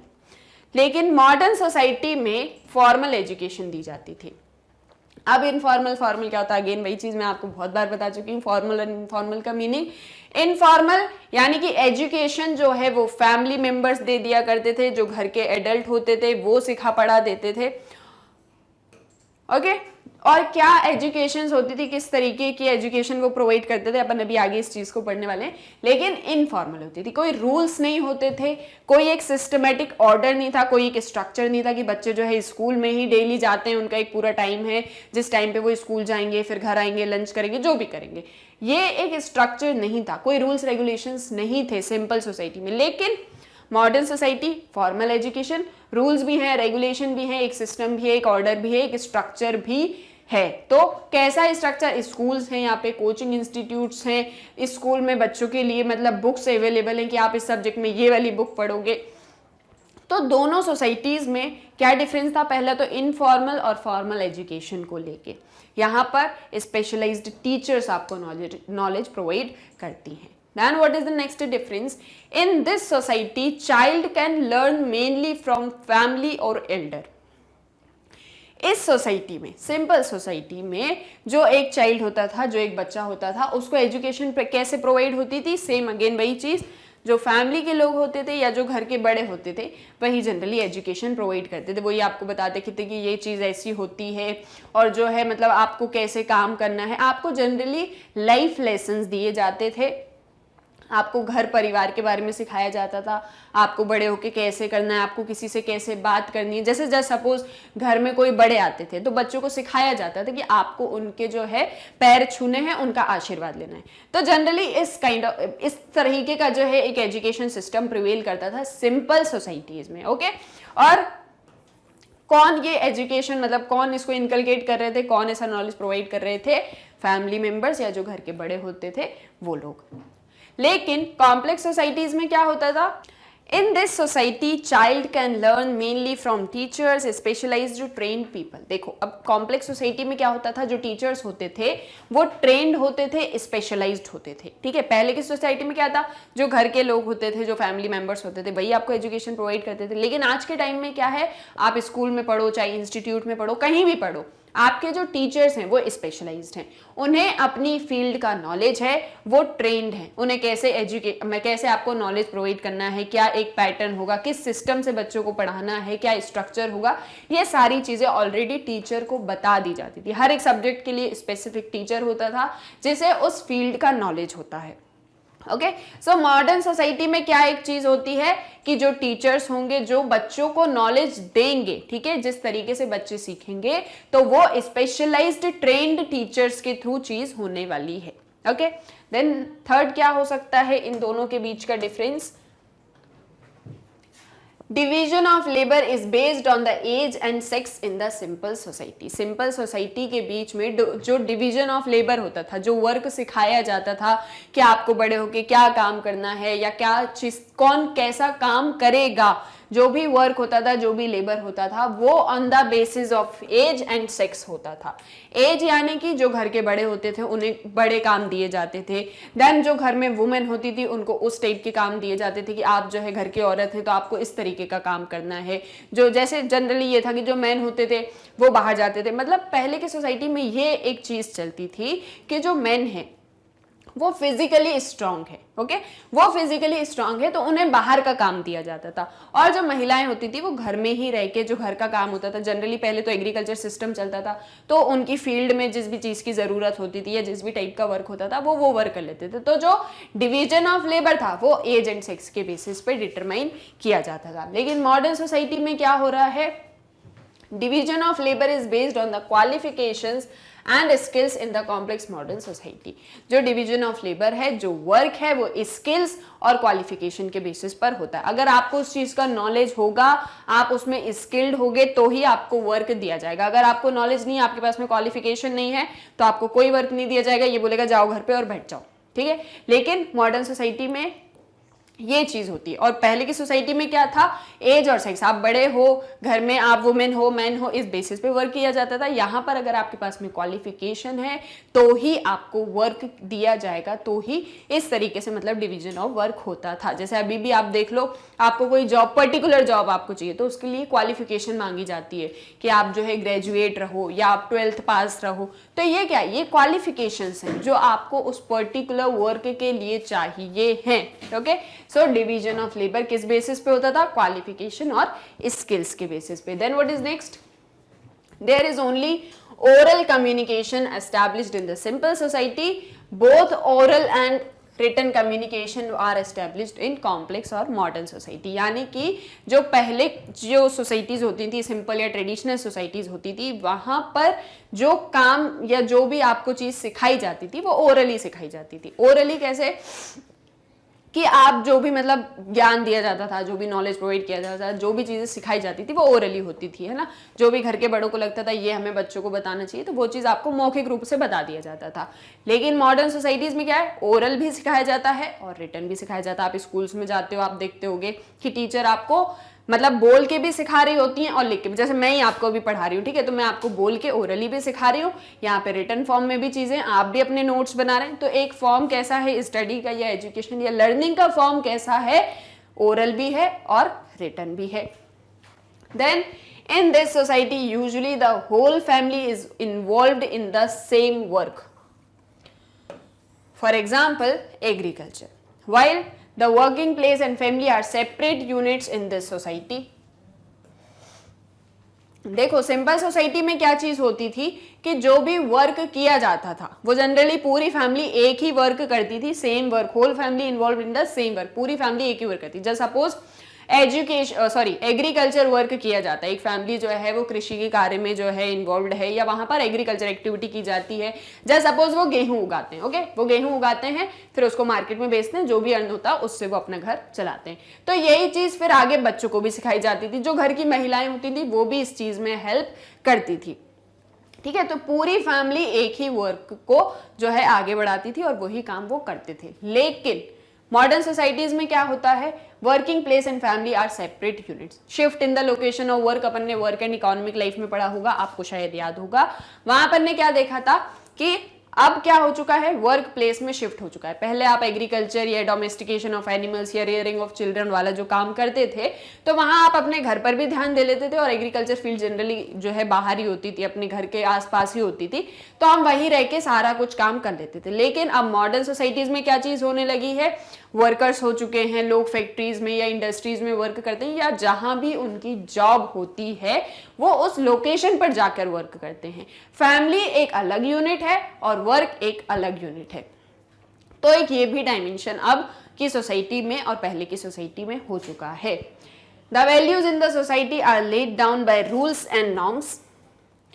The universal values are followed in modern society.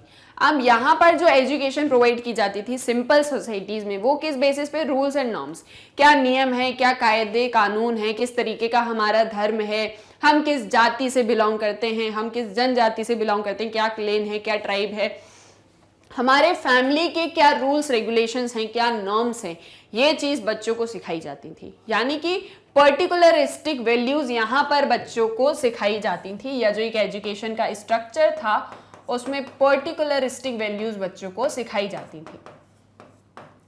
Generally किस बारे में, कि हमारा क्या धर्म है, हमारा क्या रिलीजन है, हमारे जो है क्या फैमिली स्ट्रक्चर है, क्या क्लेन है, क्या ट्राइब है, ये चीजें।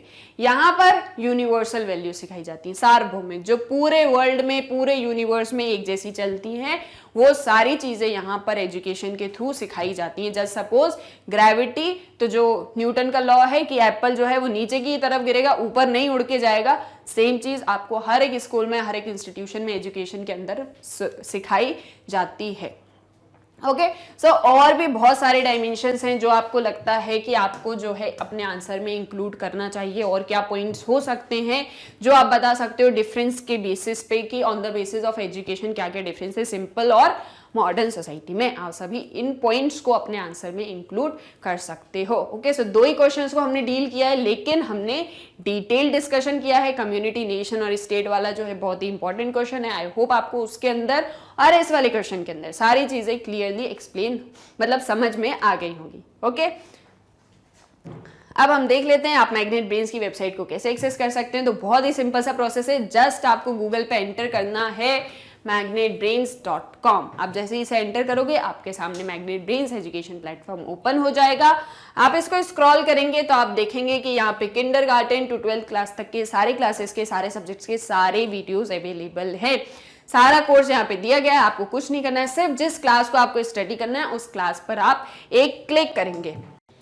तो आप जैसे ही क्लिक करेंगे आप देखेंगे उस क्लास से रिलेटेड सारे वीडियोस यहाँ पर अवेलेबल हैं। आप स्क्रॉल करेंगे और भी वीडियोस आपको सब्जेक्ट से रिगार्डिंग मिल जाएंगे।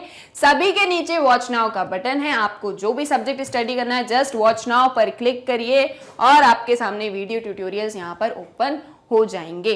ओके, चैप्टर वाइज वीडियोस हैं, जो भी चैप्टर स्टडी करना है, जो भी पार्ट स्टडी करना है, जस्ट उस पर क्लिक करिए और उसके सब पार्ट्स आपको यहाँ पर मिल जाएंगे। जो भी आपको लेक्चर देखना है उस पर सामने वॉच नाउ का बटन है, क्लिक करिए और ये आपके सामने वीडियो ओपन हो जाएगा। आपको यहीं से नेक्स्ट वीडियो देखना है, नेक्स्ट वीडियो करिए, ये ना देख के कुछ और देखना है यहाँ से कैंसिल कर दीजिए। सो बहुत ही इजी सा प्रोसेस है और आप इस तरीके से मैग्नेट ब्रेन्स की वेबसाइट को एक्सेस कर सकते हैं। मैग्नेट ब्रेन्स आपको किंडरगार्टन टू 12th क्लास तक के सारे सब्जेक्ट्स के सारे वीडियोस प्रोवाइड कराता है बिल्कुल फ्री ऑफ कॉस्ट, यानी कि 100% online education. So I hope everything is clear to you. So video को लाइक करें, शेयर करें एंड चैनल को सब्सक्राइब करना ना भूलें। Thank you.